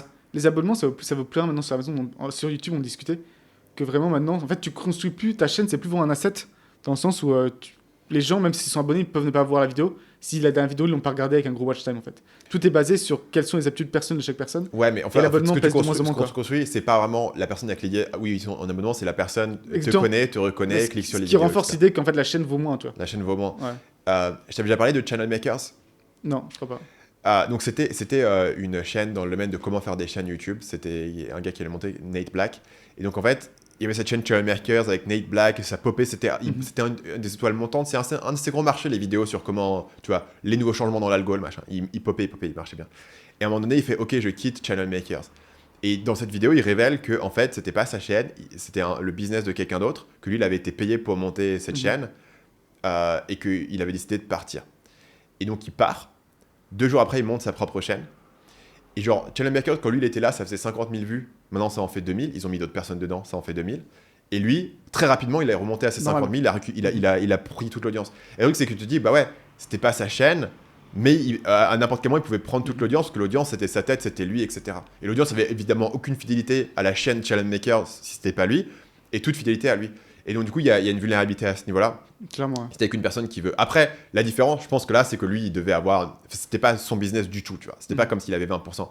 Si tu avais 20%, est-ce que la personne va aller refaire une autre chaîne juste pour récupérer les 20%? À mon avis, non, ça vaut pas la peine. Mais il y a toujours cette vulnérabilité, tu vois, sur la création de contenu où tu es très très dépendant sur la personne. Où tu vois, il y a aussi des trucs sur la création de contenu. Il y a plein de gens que je connais qui sont des formateurs qui tournent bien d'un point de vue cash flow, mais ils en ont un peu marre de ce qu'ils font, ils veulent aller faire autre chose. Et comme c'est beaucoup basé sur la personne, tu veux pas trop la remplacer. Et donc tu t'espères aussi que cette personne, elle va continuer à vouloir. Et je pense que si tu faisais ce deal, il faut choisir. Tous les formateurs ne sont pas forcément motivés uniquement par l'argent. Il faut choisir les gens qui sont assez motivés par l'argent et qui veulent voir ces gros chiffres, en fait. Parce que toi, comme tu as un investissement financier, si derrière la personne fait 10 000 euros par mois. Ouais, 5-10 000 euros par mois, ils vont s'arrêter. Puis après, tu peux pas si la personne fait 10 000 euros par mois et que tu récupères 20%, Ouais, tu Tu peux, mais récupères l'upside 2000 est euros, pas tu incroyable. peux, mais ça va prendre vraiment longtemps et tu as pris beaucoup de risques. Et là, pour le coup, 5 sur 10, ça marche pas. Tu vois, il faut que tu en aies beaucoup plus. Donc, voilà, c'est là où si tu pouvais choisir les bonnes personnes, il y a peut-être un business model radical. Tu vois, la première formation que tu payes pas, mais c'est juste, tu es sélectionné à l'entrée. Et voilà. Et après, je pense il faudrait en faire un truc un peu de prestige, un peu comme moi ici. Ce qui veut dire que tous les gens qui sont vraiment ambitieux, motivés, ils ont envie de faire partie parce que c'est un groupe de prestige, Exactement. même au-delà de simplement Ça te valide. la partie financière. Tu vois. Ce qui te permet, toi, de payer moins de valo et potentiellement d'attirer vraiment des personnes qui sont ultra chères. Parce que c'est vraiment là, à mon avis, que se fait le levier. Tu vois. C'est vraiment la qualité des personnes que tu attires. En parlant de la qualité des personnes, peut-être que mon prochain investissement, ce sera tes enfants, parce que ta section, ça s'appelle « Comment faire de vos enfants des génies ». C'est ça. J'ai lu un livre récemment qui a été écrit. Enfin, c'est plus ou moins un entretien avec un journaliste et un mec qui s'appelle Laszlo Podgar, je crois bien. Laszlo Podgar, je crois, son prénom. Et il est connu pour, en gros, alors, lui, en expérience sociale, il est au top du top. Tu vois. Ouais. Il y a les youtubeurs, ils font l'expérience sociale à con. Lui, non, en fait, il avait cette thèse dans les années 70 en Hongrie que n'importe quel enfant en bonne santé peut devenir un génie. Tu vois. Ouais. Et donc, il a dit, je vais pas faire une étude scientifique, toi, en tout cas, la con, les statistiques, la sociologie, on s'en bat les couilles. Non, d'abord, je vais trouver une femme qui est motivée pour faire plusieurs enfants et, en gros, faire l'expérience sur les enfants directement, tu vois. Ouais. Et donc, il a littéralement fait ça. C'est vrai que ça ferait une bonne vidéo YouTube. Il a mis une petite annonce qui recherchait une femme qui était intéressée par la pédagogie et éduquer des génies. Il a trouvé sa femme comme ça. Ils ont 3 enfants. Et on va commencer d'abord par les résultats qui sont vraiment très intéressants. Et après, on va un peu discuter de la méthode et peut-être aussi nos avis respectifs sur tout ça. Mais le résultat, il est incroyable parce qu'il a eu 3 filles. Alors, je vais partir de la plus nulle à la meilleure, ok. La plus nulle, elle est dans le top 100 féminin ever d'échecs. On parle d'échecs là, c'est important. Dès le début, il voulait mettre aux échecs parce qu'il a dit c'est un truc qui est mesurable. Si on veut prouver que c'est un génie, bon, là tu peux déjà commencer à un peu argumenter que échec c'est un peu limité comme domaine, mais il dit c'est un truc quand même un truc cognitif. T'as un élo, c'est précis quoi. Donc la plus nulle, elle a fini, mais elle a arrêté assez tôt, je crois vers 17 ans. Elle était dans le top 100 mondial des femmes ever, donc déjà c'est pas mal. Celle d'après, c'était je crois la 2e de tous les temps, ou 3e femme de tous les temps à devenir grand maître masculin, enfin grand maître open. Parce que bon, les gens le savent forcément, il y a un énorme écart de niveau normalement entre échec homme et femme. Elle est aussi dans le top 20 mondial femmes ever encore. Et la dernière, la plus intéressante, c'est la GOAT. C'est la meilleure joueuse femme de tous les temps de très très loin. Genre, il y a un fossé entre elle et celle d'après, tu vois. Si tu prends son meilleur ranking, c'était 8e mondial masculin. Et c'est la seule à être entrée dans le top 50 mondial masculin. Ever. La meilleure actuellement, c'est une chinoise qui est genre 50 et quelques. Et la 2e meilleure femme actuellement, elle est genre 200 et quelques. Donc c'est vraiment, c'est dur d'exagérer à quel point elle est stratosphérique comparée à tout le monde. Ouais. Et même de façon générale, être 8e mondial aux échecs, homme ou femme, peu importe, tu dis, c'est pas un hasard, toi. Ouais. C'est genre, ça arrive pas par accident. Et que les 3 soient montés en aussi bon niveau, c'est aussi, tu dis, il y a un truc qu'il a fait qui a fonctionné clairement. Aussi, il y a d'autres trucs intéressants. Elles parlent toutes entre 4 et 8 langues. Notamment, il dit que celle qui est seulement top 100 mondial de tous les temps. Elle parle que 4 langues. Non, c'est parce qu'elle parle trop de langues. Elle a trop kiffé les langues, tu vois. Et donc, c'est elle qui parle 8 langues. Okay. Et donc, il dit, en fait, il y a plus le temps. Et elles étaient tous plus ou moins. Elles jouent toutes au niveau national en tennis de table dans leur pays. Donc, elles étaient aussi très sportives. Et maintenant, ce qui est intéressant, c'est qu'elles ont toutes entre, je crois, 45 et 55 par là. Elles sont toutes des enfants mariés. Elles ont une vie heureuse et bien, toi, une vie équilibrée. Elles ne sont pas sombrées dans l'alcool, dans la drogue. Et elles sont encore dans les échecs ou elles ont arrêté? Il y en a, je crois, c'est que celle qui était la meilleure qui est encore un peu commentatrice échecs, mais elles ont toutes arrêté leur carrière il y a un bout de temps. La plupart ont pas, à part celle-là, encore une fois, la dernière, la plupart n'ont pas joué très âgées. Enfin, elles ont été 17, 18, 19, 20 ans par là. Et pourquoi elles ont arrêté aussi jeunes, à ton avis? Alors ça, c'est tout un truc sur justement ce qui se passe. Alors, déjà, même au niveau des enfants, il y a déjà des gros écarts entre les garçons et les filles. Ouais. Mais ce qu'on remarque justement, c'est que les écarts... Et d'ailleurs, c'est un peu pareil, par exemple, pour l'école, tu vois. Où Ouais. généralement, les filles sont meilleures, genre collège, lycée, puis après, dans les études supérieures, les garçons sont meilleurs, tu vois. Et en fait, il se passe pas mal ça aux échecs. Et donc, d'un côté, ce qui est souvent dit, c'est que c'est l'environnement qui te pousse. On dit, non, t'es une femme, tu veux pas consacrer ta vie aux échecs. Mais en fait, en entendant ces 3 femmes parler, et toi aussi, justement, la chinoise qui est actuellement 50e mondiale, et qui, en gros, fait les échecs à mi-temps, en fait. Elle suit des études en Chine. Et elle dit en gros, les échecs, c'est un hobby, c'est une partie de ma vie, mais c'est pas ma vie, tu vois. Et je pense peut-être il y a l'aspect environnemental, mais je me demande à quel point psychologiquement, j'ai remarqué que les femmes sont beaucoup moins obsédées par les domaines comme ça que les hommes, tu vois. Ouais. Et je me demande à quel point elles se disent, et c'est ce qui est plutôt sain, tu vois. Parce qu'en réalité, ça n'a aucun sens. Enfin, passer consacrer 40 ans de ta vie à juste jouer aux échecs, il y a un truc un peu stérile là-dedans, quoi. Et sinon, globalement, tu sais, s'il y a un déclin cognitif des joueurs d'échecs, genre les gens sont plus forts quand ils sont jeunes, un peu comme les sportifs, comment ça se passe? Ouais, il y a ça qui se passe. Et en gros, c'est l'arc. L'arc, c'est en fait, tu peux avoir tes sommets assez tôt, genre vers 18-19 ans. Tu peux avoir un sommet qui tient jusqu'à 30-35 ans. Et c'est très rare qu'après 35 ans, ça continue, puisse continuer à jouer. Donc, tu as quand même ça qui joue aussi. Ouais. Donc, dans tous les cas, parce que la dernière, elle a quand même continué jusqu'à compétitif jusqu'à 38 ans, ce qui est déjà quand même beaucoup. Mais généralement, tu t'arrêtes vers 35 ans. Tu as quelques exceptions, mais c'est la majorité. Et aussi, ce qui est très intéressant, c'est qu'elles décrivent toutes. Elles disent toutes qu'elles ont une enfance très heureuse, tu vois. Que vraiment, elles étaient contentes de leur enfance. Et que la seule raison pour laquelle elles ne reproduisent pas, même dans le bouquin, elles en discutent, elles ne reproduisent pas cette enfance pour leurs propres enfants, c'est parce qu'elles-mêmes ne se sentent pas capables, tu vois, de créer tout ce cadre et de créer toute cette dynamique que leurs parents ont fait, tu vois. Leurs parents ont utilisé. Donc là, les résultats, ils parlent pour eux-mêmes. Donc ce qui est intéressant, c'est de voir un peu la méthode, justement. Le premier truc sur lequel il insiste beaucoup, c'est la spécialisation très tôt. Et ça, il y a un bouquin qui s'appelle, je crois, Generalist, je sais plus, un bouquin comme ça, qui en gros te trouve, et c'est typiquement des bouquins un peu comme ça, qui trouvent 3 exceptions. Ouais. Il dit, ouais, Federer, il a commencé à 15 ans, ouais, mais ok, je crois qu'il jouait au foot avant, il était à un niveau stratosphérique déjà au foot, et après, il a quand même carry over au tennis, tu vois. Donc, mais lui, ce qu'il explique, c'est qu'en gros, il faut vraiment commencer très tôt. Et donc, ce qui est assez impressionnant, et dès que tu lis cette phrase, t'as un peu un truc de rejet un peu. C'est que ces filles jouaient aux échecs 5 à 6 heures par jour à partir de 4-5 ans, tu vois. Et t'as un truc, tu te dis, putain, tu te dis, c'est l'esclavage, tu vois. Mais en fait, non, elle surkiffait ça. Donc en fait, pour elle, c'était le jeu, tu vois. C'était fun. Et il fallait physiquement qu'il les bouge pour qu'elles arrêtent de jouer, tu vois. Mais ça, tu vois, comment est-ce que ça se connecte par rapport à tout ce que tu sais sur les enfants, quoi? Parce que je veux dire, il y a un enfant de 4-5 ans, il joue pas naturellement aux échecs 5 à 6 heures par jour. Donc, soit il y a un truc génétique chelou, soit il y a un truc de conditionnement mental qui s'est fait où littéralement elle savait pas que il existait autre chose dans la vie que les échecs, elle faisait tellement chier qu'il y avait que les échecs. Mais il y a un truc, tu vois. Tu veux pas commencer par dire, ok, je les ai pas forcés parce qu'elle faisait ça naturellement. Comment est-ce que tu interprètes ça? Moi, je pense que c'est ça qui est intéressant, c'est que tu peux ne pas forcer, mais que ce soit comme intentionnel. Donc encore une fois, depuis qu'elle était... Mais il n'y a pas beaucoup d'enfants de 4-5 ans qui ont 5 à 6 heures d'attention sur un même sujet tous les jours de base. Bah, je pense, encore une fois, on parle souvent de l'histoire de dopamine, mais je pense qu'elle ne regardait pas la télé, tu vois. Donc si ta plus grosse source de dopamine, c'est jouer aux échecs avec tes sœurs, potentiellement, tu peux y passer beaucoup de temps, toi. De la même façon que tu jouerais au Lego, tu peux passer 3, 4, 5 heures, potentiellement un gamin. Tu le mets, il n'y a que ça. Y a un moment... Nous, on n'a pas connu ça, toi. On a toujours des sources de dopamine plus fortes, tu vois. Mais en tout cas, de ce qu'ils décrivent, c'était vraiment un truc qui n'était pas très compliqué à implémenter. Quoi. Après, on en revient sur la partie génétique. Bah, on peut y aller maintenant, tu vois, parce que on peut y aller maintenant pour vraiment sortir le truc, parce que ce qui est quand même abusé, c'est tout le long du truc, il dit j'ai prouvé que la génétique ça comptait pas, et que en fait vraiment n'importe quel enfant en bonne santé, tu peux en faire un génie. Le mec, c'était pas le pecno moyen, toi, et sa femme non plus, toi. Et les deux, c'était déjà vraiment niveau génie, toi. Je sais pas, on n'a pas mesuré leur QI, mais c'était pas, même lui, il était déjà très très bon aux échecs. Ouais. Donc c'est un peu l'équivalent de deux parents qui mesurent tous les 2 mètres, qui disent bah ouais, avec la bonne éducation, regardez mon gamin il fait aussi 2 mètres. Tu vois. Il y a un moment, tu peux un peu te poser des questions, tu vois.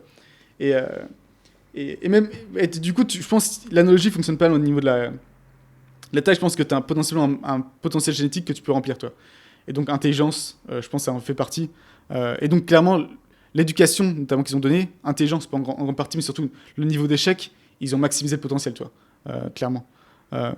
Et après, ce qui est intéressant, c'est que tu as toujours ces discussions en gros entre idée versus acquis. Et en fait, on a un moyen relativement efficace de mesurer ça. Et je suis étonné qu'on ne parle pas plus. C'est en fait toutes les études avec les jumeaux identiques, je sais pas si on dit ça. Les jumeaux, qui en fait ont les mêmes gènes jumeaux, et qui sont plus ou moins séparés à naissance et qui sont adoptés par 2 familles différentes. Donc forcément, c'est un pool qui reste quand même limité, mais il y a quand même des milliers de personnes. Et du coup, tu peux assez justement Tu mesures, par exemple, si c'est rien que le QI, tu mesures le QI des parents adoptifs et tu vois le QI des enfants au final et quel est l'impact, quoi. Et donc, il y a toutes sortes de choses qui ont été mesurées. Les couleurs la couleur d'œil, c'est 92% qui est expliqué alors, je suis pas très clair, c'est pas génétique au total ou par tes parents, mais c'est ce qui crée comme une grosse différence. La taille, 78%, et l'intelligence, c'est 58%. C'est vraiment 58? Bah, apparemment, c'est ce qui mesure. Mais pareil, je sais pas. 58% d'intelligence est déterminé génétiquement. Mais je sais pas si c'est par tes parents ou par ta génétique globale, parce qu'en fait, c'est très différent. Parce que des fois, tu peux avoir les parents, ils ont les yeux bruns et l'enfant les yeux bleus parce que le grand-père a les yeux bleus, tu vois. Et de la même façon, je pense que tu peux avoir tes parents intelligents et un grand-père un peu débile. Et du coup, ça passe à l'enfant, tu vois. Et du coup, la corrélation, ce qui mesure, c'est la corrélation entre les jumeaux versus la corrélation entre des enfants qui n'auraient pas le même patrimoine génétique, en fait. Oui, mais je pense qu'il faut quand même qu'ils mesurent l'impact des parents adoptifs. Et je sais pas s'ils essaient quand même de mesurer, en gros, que les parents adoptifs représentent l'environnement, tu vois. Je sais pas comment ils mesurent ça. Ou si, peut-être que t'as raison. Ils n'ont pas besoin, ils mesurent la corrélation entre les jumeaux. C'est plus simple, ouais. Tu peux juste faire ça, quoi, potentiellement. Et aussi, ce qu'ils font, c'est qu'ils comparent les jumeaux identiques et les demi-jumeaux, en fait. C'est vrai. Et aussi, comme ça, tu peux voir à quel point la variance change et statistiquement, ils peuvent voir la différence. Je pense que c'est comme ça qu'ils arrivent à le déterminer. Mais du coup, ça doit pas être les stats, il faut que je retrouve, parce que ça doit pas être par rapport aux jumeaux. Parce qu'en fait, j'ai réfléchi 2 secondes, ça a zéro chance que 92% de la couleur des yeux soit expliquée.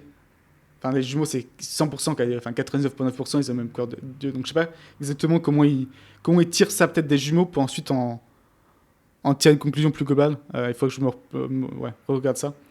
Mais aussi, je pense qu'on parle beaucoup justement d'un peu de l'intelligence autre, mais je me demande à quel point il y a d'autres parties psychologiques qui sont aussi héréditaires. Et notamment, dans le cas des deux parents, être un peu des fous furieux, toi. Ouais. À quel point c'est aussi génétique d'être fou furieux. Parce que le pote gars, le père, là, dans la façon dont il se décrit, c'est que, je cite, je travaille 15 heures par jour depuis que j'ai 14 ans. Pour moi, la qualité, c'est tout ce qui compte. Je veux faire tout au plus haut niveau. La médiocrité, l'orientation vers le moyen, je le refuse par principe, tu vois. Toi, c'est pas un mec random, tu vois. Ouais. C'est pas un mec lambda. Donc, pareil, à quel point ça a été... Mais encore une fois, aucun moment dans le truc, il explique, toi. Il fait comme si ça n'existait pas, le fait que... Toi, il aurait dû adopter des enfants ou faire un truc plus random qu'avoir ses propres enfants qui, forcément, sont impactés par sa propre génétique, quoi. Mais donc, on revient quand même sur ce qui est potentiellement utilisable. Donc, ouais, spécialisation très tôt. Et que, en fait, spécialisation avec un truc principal, donc les échecs, mais pour lui, tu peux rajouter encore plein de trucs, toi. Donc, encore une fois, je disais qu'elle était championne de tennis de table. Elle parlait beaucoup de langues. Elle parlait l'espéranto. Et tout le bouquin, d'ailleurs... Non, le bouquin était écrit en espéranto. Ce qui est un délire. Et en fait, du coup, il a fallu attendre 25 ans avant qu'un mec le traduise, tu vois. D'ailleurs, maintenant, je pense que ChatGPT, tu le fais en 2 secondes potentiellement. Je sais pas si l'espéranto, c'est dans la langue. Et d'ailleurs, je suis pas sûr que le dataset de l'espéranto soit suffisamment grand pour que ChatGPT. Si, je pense que c'est quand même très simple comme langue potentiellement. Mais lui, il était à fond en espéranto. Pareil, je pense que tu filtres pour un certain type de personnes. Je pense le QI moyen des gens qui connaissent l'espéranto, il doit être assez intéressant, quoi. Et le problème de la spécialisation, c'est, tu vois, comment ça se généralise en dehors des échecs? C'est toujours la question. Est-ce que tu sais maintenant dans quoi il faut se spécialiser pour le futur? Est-ce que ça marche pour un truc qui n'est pas aussi bien défini que les échecs? Tu vois, les échecs, c'est aussi une raison pour laquelle on a eu très tôt des intelligences artificielles qui étaient capables de le gagner, parce que c'est comme c'était des règles qui étaient très, très stables, ils pouvaient juste itérer sur énormément de trucs, et c'était juste en fait du pattern recognition, et donc du coup, plus tu avais de datasets, plus ça marchait. Ouais. Et ça a pris beaucoup plus de temps d'avoir une IA qui peut créer genre des images ou créer du texte, tu vois, comme les LLM. Et potentiellement, il y a encore des trucs qu'on ne peut pas encore faire. Donc la question, c'est est-ce que ça marche mieux sur un truc comme les échecs qui est vachement plus défini? Totalement, et pareil, ça marcherait genre pour la littérature ou quoi? Ça marche pas sur tout ce qui est sport, par exemple. Ouais, la littérature, mais littérature, ça peut marcher, maths, ça peut marcher aussi. Et le code aussi. Le code peut marcher. Donc je pense qu'honnêtement, il y a pas un truc. Après, est-ce que ce sera utile dans le futur? Ouais, toujours dur à dire, tu vois. Ouais. À quel point ça t'apprend à coder maintenant. Mais ça structure le cerveau, et puis après, lui, ce qu'il argumente, c'est que. Et je pense que c'est vrai que ça t'apprend la capacité à apprendre, quoi. En fait, tu étudies les échecs, tu comprends, tu testes, tu as un feedback loop. Tu apprends aussi un peu à gérer la compétition, voilà, les échecs. Donc, tu as pas mal de méta-skills que tu apprends en même temps. Et l'autre truc dans la méthode qui est quand même essentiel, c'est d'avoir encore une fois des parents un peu furieux, des parents obsédés. Donc, tous les deux, ils n'avaient pas de boulot, toi. Leur boulot complet, c'était en gros faire monter leurs filles au plus haut niveau. Tu sais comment ils vivaient? Il avait vendu sa boîte. Ça, c'est assez fascinant. Non, ils n'avaient pas de thunes. C'était le communisme en plus en Hongrie, non? Ouais, ça, c'est communiste. Lui, c'est marrant parce qu'au début, il était communiste, puis après, il était plus trop. Parce qu'en fait, je pense qu'il y a un peu le côté. Tu vois, lui, il partait vraiment du ce qu'on appelle un peu blank slate. dire que n'importe quel être humain est en gros vierge, tu vois, tout peut se faire, toi, avec cet être humain, et que tu peux en faire n'importe quoi, potentiellement, du coup, de créer des génies à partir de n'importe quelle personne, n'importe quel enfant. Et il est resté là-dessus, mais il y a d'autres aspects, notamment tout le communisme, parce qu'il faisait un peu chier, c'était un peu justement nivellement par le bas, quoi. Et que justement, ils encourageaient pas vraiment l'originalité, forcément. Mais les communistes étaient assez forts en échec. Il est très fort en échec. Ouais. Et d'ailleurs, c'est ça, en fait, et ça avait une section après, c'est que lui, il a du coup, école à la maison, forcément. Et au début, il a beaucoup dû se battre. En fait, sa première fille, il était obligé de l'envoyer à l'école. Et il a finalement eu une exemption quand elle a eu des très bons résultats d'échecs dès 6-7 ans à l'international. Et ils se sont dit, putain, effectivement, ça fonctionne, c'est la fierté nationale et on peut le faire, quoi. Et c'est une petite tangente sur l'école à domicile. Du coup, l'école à la maison, je me suis mal renseigné là-dessus. Et c'est assez impressionnant parce que quasiment tous les pays, et la France en premier, il y a une sorte de... Ils rendent ça de plus en plus difficile, en fait, de plus en plus compliqué, avec des tests de plus en plus importants. Ce qui n'est pas très logique, dans le sens où, en fait, quand tu as n'importe quelle étude... Alors déjà, tu peux voir un peu c'est quoi la situation actuellement avec l'école publique, c'est que ça va pas dans le bon sens, tu vois. La stat officielle, c'est que 30% des enfants qui arrivent au collège ne savent pas correctement lire. Troubles de l'attention, anxiété, dépression, ça monte de fou. Alors que comparativement, tu n'avais quand même pas d'études sur l'école à la maison. Et scolairement, l'école à la maison, ils sont au-dessus, mais enfin, je sais plus les stats, mais en gros, en moyenne, ils ont 2 classes d'avance, tu vois. C'est absurde. Et même sur un truc que souvent les gens discutent, ouais, mais ils vont pas être sociables et ainsi de suite. Socialement, ils sont aussi plus adaptés, quoi. Ils sont mieux socialement, après à tous les âges, en faisant l'école à la maison. Parce que l'école, c'est un des environnements les plus dysfonctionnels d'un point de vue social possible, quoi. C'est ça. C'est un peu, tu mets tous les enfants, vas-y, ils se tapent dessus, ils s'insultent, qui va s'en sortir, quoi. Et du coup, il y a beaucoup de personnes qui voient, et tu peux le voir comme ça, du coup, ça te force à tolérer des gens, toi, à trouver un moyen de cohabiter avec des gens qui... Donc tu peux le voir comme positif, mais est-ce que tu as besoin de voir pendant 1 an Kylian, dont la passion dans la vie, c'est Chabit, toi, et c'est son seul truc dans la vie, il attend que la récré pour jouer à Chabit, toi. En 5e, est-ce que tu as vraiment besoin de te confronter à ce genre de personnes au quotidien? C'est ça l'argument, tu vois. Je pense qu'il y a sur le truc du homeschooling, il y a 2 éléments de backlash super importants. Le premier, c'est que ça accentue les inégalités.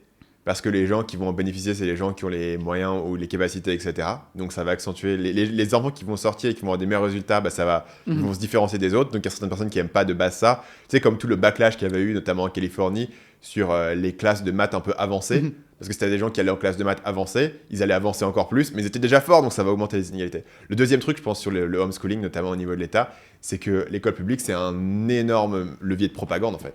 Les devoirs du citoyen, voter...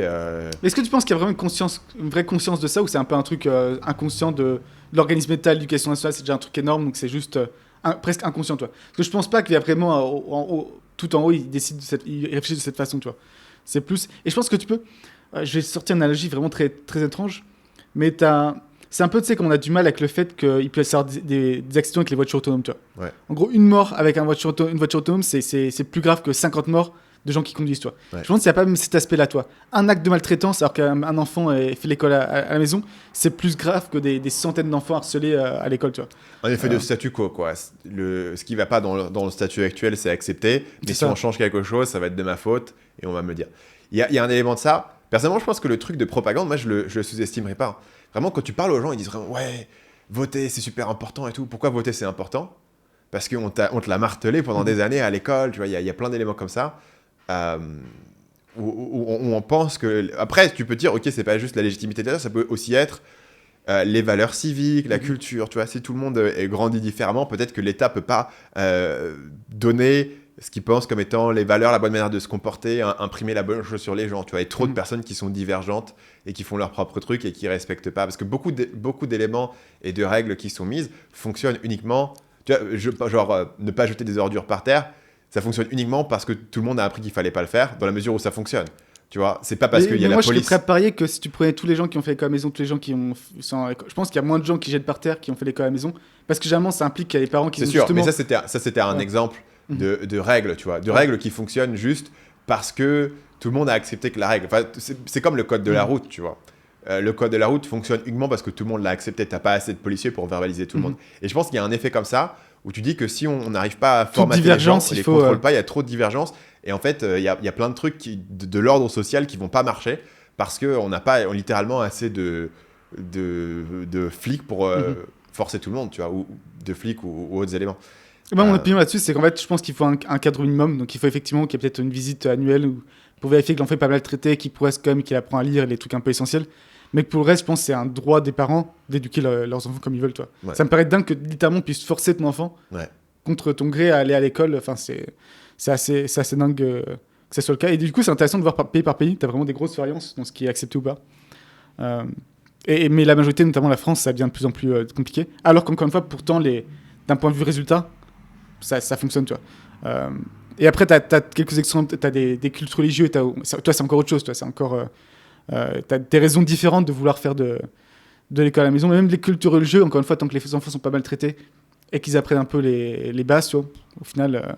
Sachant que les bases, finalement, c'est assez simple, quoi. C'est apprendre à lire et à écrire et à faire des maths de base. Je pense pas que tu aies forcément besoin de faire l'histoire égyptienne pour vivre, tu vois. Et même l'histoire égyptienne, en fait, il y a un truc tout con parce qu'il y a l'idée de formater les enfants autres et ainsi de suite. Mais c'est imbattable, et je pense qu'il a prouvé aussi via ça, le one-on-one, c'est imbattable. Tu vois. Comparé t'arrives en école primaire, t'as combien c'est quoi, une enseignante pour 25 enfants? Ouais. Moi, je suis persuadé que tu prends un enfant moyen, tu peux apprendre plus en 1 heure que 7 heures à l'école. Et c'est pas parce que c'est pas parce que le système est en toi mauvais, c'est que t'as littéralement 25 enfants en face de toi. Déjà, il faut partir du niveau le plus bas, parce que sinon tu t'en perds en cours de route.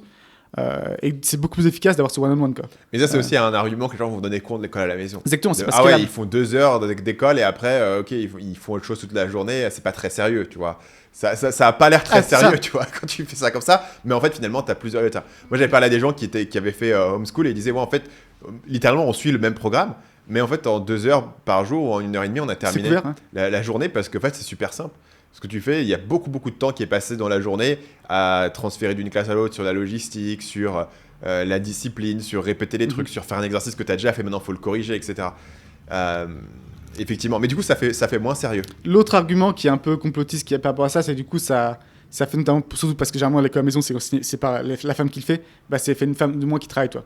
Donc d'un côté l'État gagne parce que potentiellement il paye pas, toi ça coûte 11 000 € par an de scolariser un enfant, donc là tu payes des impôts mais tu le gardes à la maison, donc potentiellement t'écoutes l'État. Mais l'autre argument c'est du coup tu perds une personne qui peut travailler, toi. Et donc il y a peut-être aussi cet aspect là qui rentre un peu en compte sur le fait que ça fait que probablement c'est la mère qui va rester à la maison. Donc lui il dit qu'en fait c'est impossible de faire ce qu'il a fait sans école à la maison. Et encore une fois, c'est pas compliqué, 5-6 heures d'échecs par jour, enfin tu les trouves où, comment tu fais? Et c'est ce qu'il dit d'ailleurs dans tous les domaines combinés, donc maths hongrois, pour lui hongrois du coup, je sais pas, sciences, SVT, je me rappelle plus trop les matières, peu importe, lui il pouvait compresser ça tout ça en 1 heure, toi. Et c'était en avance sur le programme scolaire, toi. Ouais. Encore une fois, c'était pas non plus des enfants moyennes en termes d'intelligence. Ça revient toujours un peu à ça aussi. Mais je pense que tu peux compresser quand même beaucoup. La compression est énorme. Ok. Et après, éveiller l'intérêt de l'enfant. Donc lui, dès qu'ils avaient 2-3 mois, il leur montrait les pièces d'échecs, toi, un peu comment ça bougeait, et il montrait à quel point il était fasciné par ça, toi. Et je sais pas si tu as remarqué, nous, c'est quel plus d'ailleurs avec ma fille, mais en fait, les enfants s'en rendent compte, par exemple, que tu attribues beaucoup d'attention à ton téléphone, tu vois. Et que le téléphone, c'est un truc qui semble intéressant. Pas seulement parce qu'il y a des images et qu'il y a des vidéos, mais aussi parce que toi, tu leur montres que ça a beaucoup d'importance pour toi, tu vois. Et pareil pour l'ordi, ainsi de suite. Donc lui, c'est montrer, les échecs, c'est un truc vraiment cool, c'est un truc... Toi, il se marrait, il raconte un moment dans une interview où il se marrait devant les échecs tout seul, toi, dans un truc d'échecs, comme si c'était marrant, toi, pour assister un truc positif aux échecs dès les premiers mois de l'enfant, tu vois. Ce qui est encore une fois un truc assez extrême, tu vois. Mais c'est marrant. Mais en même temps, ça fait mal à personne, quoi. Après, on fait un peu tout ça, quoi. Enfin, quand les enfants ils font incroyable, tu vois, ils se retournent, tu play up l'enthousiasme de ouf. Et c'est le point d'après. C'est en gros célébrer toutes les réussites de façon en plus, tu vois. Donc dès que l'enfant comprend comment lui dans le cas sa tour bouge, tu lui dis fais ça. Enfin c'est le meilleur truc qui soit jamais arrivé, toi. Et en fait un renforcement positif plus. Toi.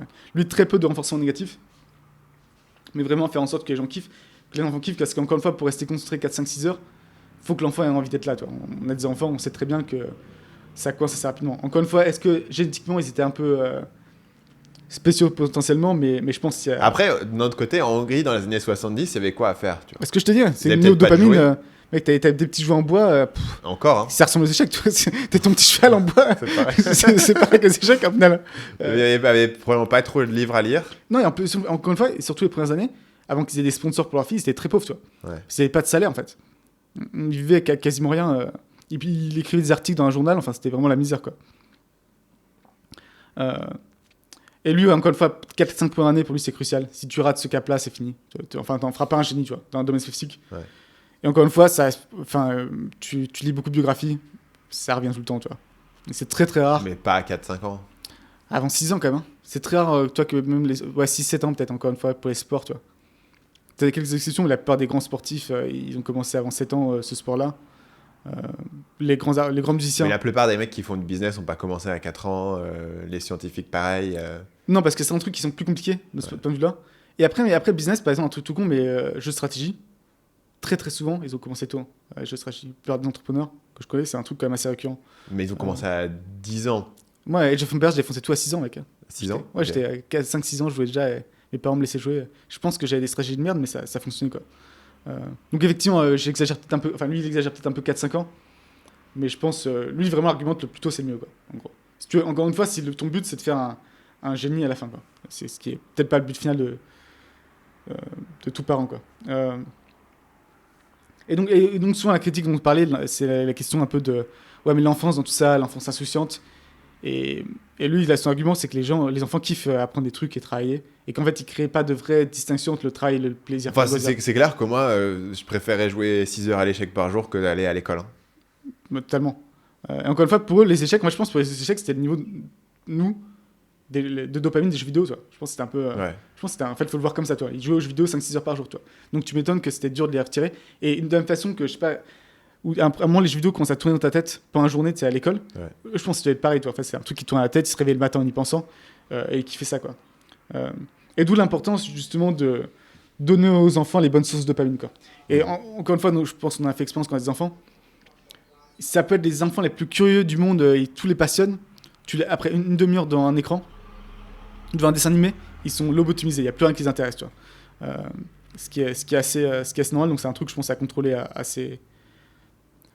À quel point tu veux contrôler, mais encore une fois, c'est quoi ton but final. Mais je pense que de façon générale, faut être intelligent par rapport aux sources de dopamine que tu offres à tes enfants. Et lui aussi, il pense que c'est très important pour les enfants de bouger physiquement. Donc l'aspect sport, où ils faisaient une heure de sport par jour, ce qui est plus que la plupart des enfants. Mais aussi, quand ils jouent aux échecs, c'est pas besoin de rester assis. Tu vois, elle pouvait marcher, se balader, courir, revenir. Vous avez un treadmill desk ou pas pour Je pense marcher, pas encore à l'époque. faire des steps? Pas à l'époque, mais après, très jeunes, ils apprennent à visualiser les échecs. En fait, ils peuvent penser. Ok. Mais là encore, ça va dans le compte de l'école. Tu vois. Et effectivement, avec le recul, c'est quand même fou de mettre des enfants de 6 ans, 7 heures par jour assis à un bureau. Toi. Ça paraît très. Toi, ta fille, elle a 4 ans maintenant. Ouais. Tu as du mal à t'imaginer, putain, dans 2 ans, il faudrait qu'elle reste assise. Parce qu'en CP, nous, ce qui se passait, en fait, t'arrives en CP, tu te pointes à, je crois, c'est à 8 heures, ça finit à quoi? 16h, 17h, je sais plus. 16h30, je crois. 16h30 8h30, 8h30, 16h30. T'as une heure de la récré quand même, mais tu passes quand même beaucoup de temps juste assis, quoi. Après, je sais pas à quel point ça sert de parler de ça, mais il a une description des différents niveaux d'intelligence, enfin niveau de génie, tu vois. Ça commence par les handicapés. Donc tu as les idiots, t'as les imbéciles, t'as les faibles d'esprit. Ensuite, tu passes à la section des gens normaux. T'as les gens adéquats, t'as les gens moyens, et t'as les gens capables. Et après, tu passes au génie. T'as les inhabituellement capables, t'as les super capables, et t'as les extraordinairement capables, quoi. Ouais. Et donc lui, il classe ses 3 enfants dans les juments super géniaux, quoi. Okay. Les 9 niveaux d'intelligence. Donc ce serait marrant de classifier les gens comme ça, c'est... Mais après, bon, après, l'autre partie qui est intéressante, je pense, c'est et la plus concrète, je dirais, du bouquin. C'est en gros, lui, s'il devait faire ça à plus grosse échelle, comment il créerait son école à faire des génies, tu vois. Et donc, ce qui donne 4 heures d'études spécialisées. Donc, pour lui, c'était échec, mais ça peut être n'importe quoi, ça peut être maths, peu importe la spécialisation, 4 heures par jour. 1 heure de langue étrangère, on commence par l'espéranto, bien sûr. Ce qui est espéranto le plus utile, et en second, anglais, tu vois, ce qui est totalement cohérent. Là, pour le coup, c'est un truc où nos enfants, ils ont un avantage énorme, quoi. De parler parler 3 langues, ouais. déjà. Les petits, ils parlent déjà 3 langues directement. Là, pour le coup, c'est...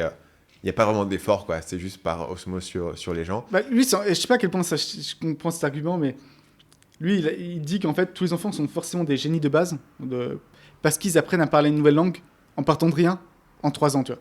En gros, à partir de 3 ans par langue. Donc lui argumente qu'en fait, de base, ça veut dire que n'importe quel enfant est un génie. Ça n'a pas de sens. Parce que si tu te mets dans un pays où tu parles pas la langue et tu peux absolument pas parler ta propre langue, en 3 ans, tu vas apprendre la langue. C'est ça. Le seul truc sur les adultes, c'est qu'il y a des, la peur des d'échec, trucs de ton que tu n'entends pas et tu auras toujours peut-être un accent que les enfants n'ont pas.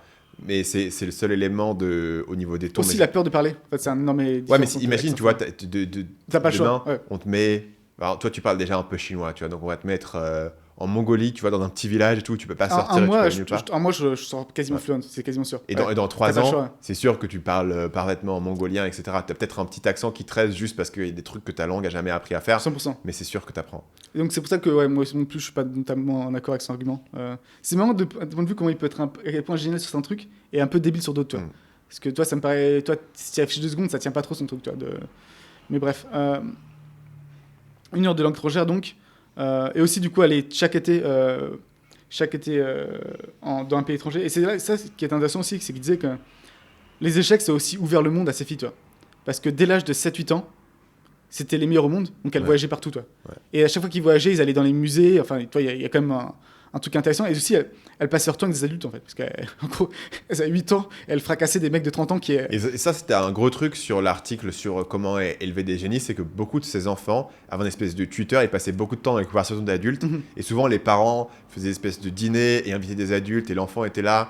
Et l'enfant était considéré comme étant une partie de la conversation, et il pouvait essayer de s'impliquer et tout. Et généralement, les gens sont assez cool quand un enfant essaye d'entrer dans la conversation, donc l'enfant se sent accepté et ça le tire vraiment vers le haut, quoi. Là, je pense aussi que c'est une faiblesse de l'école où on met tous les enfants au même niveau et du coup, ils cuvent un peu dans leur niveau de gamin, alors que tu les mets avec des gamins plus grands, etc., ça tire certains enfants vers le haut. On a parlé plusieurs fois dans ce podcast, mais je pense qu'on constate que ton enfant est un peu plus âgé qu'il est vraiment en termes de ce qu'il peut apprendre, ce qu'il peut faire. Je pense que c'est une bonne idée. Et après, du coup, 1 heure d'études générales, donc ce que je dis, il compresse tout en 1 heure. 1 heure de computing, déjà il parle de code en sachant je crois que ce bouquin il date de début des années 90, comme ça peut-être. Okay. Donc c'est assez impressionnant qu'il parle déjà d'apprendre à coder. Un truc assez intéressant, 1 heure de... Mais il code sur papier, non? Bah, je sais pas, les années 90, non, tu commençais déjà un peu mais est-ce que lui il a un ordinateur en Hongrie? À 2006, je pense que ça devait pas jouer à grand chose. Donc je sais pas de trop il parle de coding, computing. Après, tu peux coder sur papier. Moi, je l'ai fait pour le bac et tout. En prépa, t'apprenais les trucs et tu devais. Enfin, en fait, c'est juste de la logique. Donc tu crées un truc qui est logique. Tu veux juste pas le faire tourner, mais tu peux comprendre. Ouais, c'est possible du coup que c'était déjà. Il parlait de ça.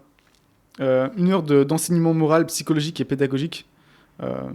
Qui comprend 20 minutes de cours d'humour. C'est cool ça. Et notamment, il fallait qu'en fait, tous les jours, ces filles racontent des blagues. Chaque dîner, il fallait que chaque fille prépare 3 blagues à raconter. Tu vois. De façon générale, je pense que la façon dont quand tu vois un mec obsédé qui veut faire de ces 3 filles des champions d'échecs, tu t'imagines un environnement très disciplinarien, très dur, machin truc. J'ai l'impression que c'était plutôt un joyeux bordel, tu vois. C'était tous des gros caractères, et donc c'était un truc plutôt chaotique, tu vois. Et 1 heure de sport, qui aussi, je pense, c'est un truc vraiment qu'on devrait remettre en place. Donc ça fait 8 heures en tout, plus l'heure de sport, quoi. Ouais. Donc, ce qui revient sur la journée d'école. Ça y revient sur un rythme assez similaire en termes de nombre d'heures. Et ça, je pense, j'aimerais qu'on fasse je trouve qu'on fait pas assez de tests, notamment parce que je pense que l'école publique, il faut que ce soit tout partout pareil. Mais je kifferais qu'on prenne genre 10 écoles publiques et qu'on maintenant, tous les matins, il y a 1 heure de sport, tu vois. Et on voit les résultats, tu vois. On voit sur forcément l'effet physique sur les enfants, l'effet sur leurs notes, l'effet sur leur bien-être, tu vois, sur l'état mental. Et je trouve l'éducation nationale, elle devrait utiliser ils font des fois des tests, tu vois, ils rajoutent des iPads ou autres, je sais pas ce qu'ils font. Mais je pense qu'il y a tellement, quand tu as cette échelle-là, tu peux faire tellement de tests différents. Tu leur fais faire du powerlifting testing, à 6 ans. Peu importe, il y a plein de trucs à faire, je pense. Leur apprendre l'espéranto, voir si c'est un malentendu, ça a quelque chose, quoi. Mais après, nous, on apprenait le latin quand il réfléchit le latin. Enfin, tu pouvais apprendre le latin. Et d'ailleurs, le latin, en fait, c'est la même chose, c'est le pire scam au monde, quoi. On te fait croire que tu vas aller dans la meilleure classe si tu fais latin. Bah, c'était le cas, non? Oui, avec classe latin, c'est justement... Oui, mais c'est un scam. Tu fais une matière qui sert à rien juste pour te dire je suis de la meilleure classe. Tu peux pas séparer les gens juste... La question, c'est au final, est-ce que c'est un EV positif, quoi? Est-ce qu'en gros, tu rajoutes 2-3 heures, mais t'es dans une classe avec un meilleur niveau qui te tire vers le haut?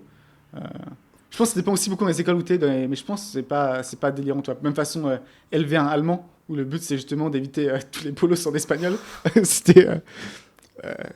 et donc, ouais, si tu restes LV1 anglais LV2 espagnol, et pas de latin, moi j'étais bien dans le truc normal. Avec Kylian, du coup. Avec Kylian, le passionné de Chabit, quoi. Donc voilà, c'est ça un peu sa méthode. Du coup, un peu, je partage aussi mes enseignements et ce que j'en retire.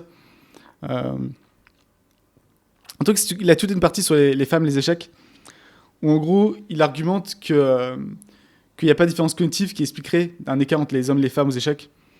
Et sur le papier, encore une fois, elle est devenue 8e mondiale, tout confondu, Judith. Ouais. Et c'est la première qui a atteint ce niveau. Donc tu dis, il y a effectivement un truc, toi. C'est comme par hasard, un mec qui disait, il n'y a pas de barrière pour les femmes. Toi, c'est quoi les chances, toi Donc la question, c'est en fait... mais c'est aussi elle, comme par hasard, qui a joué le plus longtemps, toi, qui a continué jusqu'à 38 ans, alors que les autres se sont arrêtés à 17, 18, 19, 20 par là. Donc la question, c'est... Pas tellement pour moi est-ce qu'il y a une différence cognitive, je pense que potentiellement pas, mais c'est est-ce qu'il y a quand même un make-up psychologique qui fait que les femmes sont plus ou moins intéressées par les échecs notamment. Et il y avait une interview assez intéressante du créateur de Chess.com.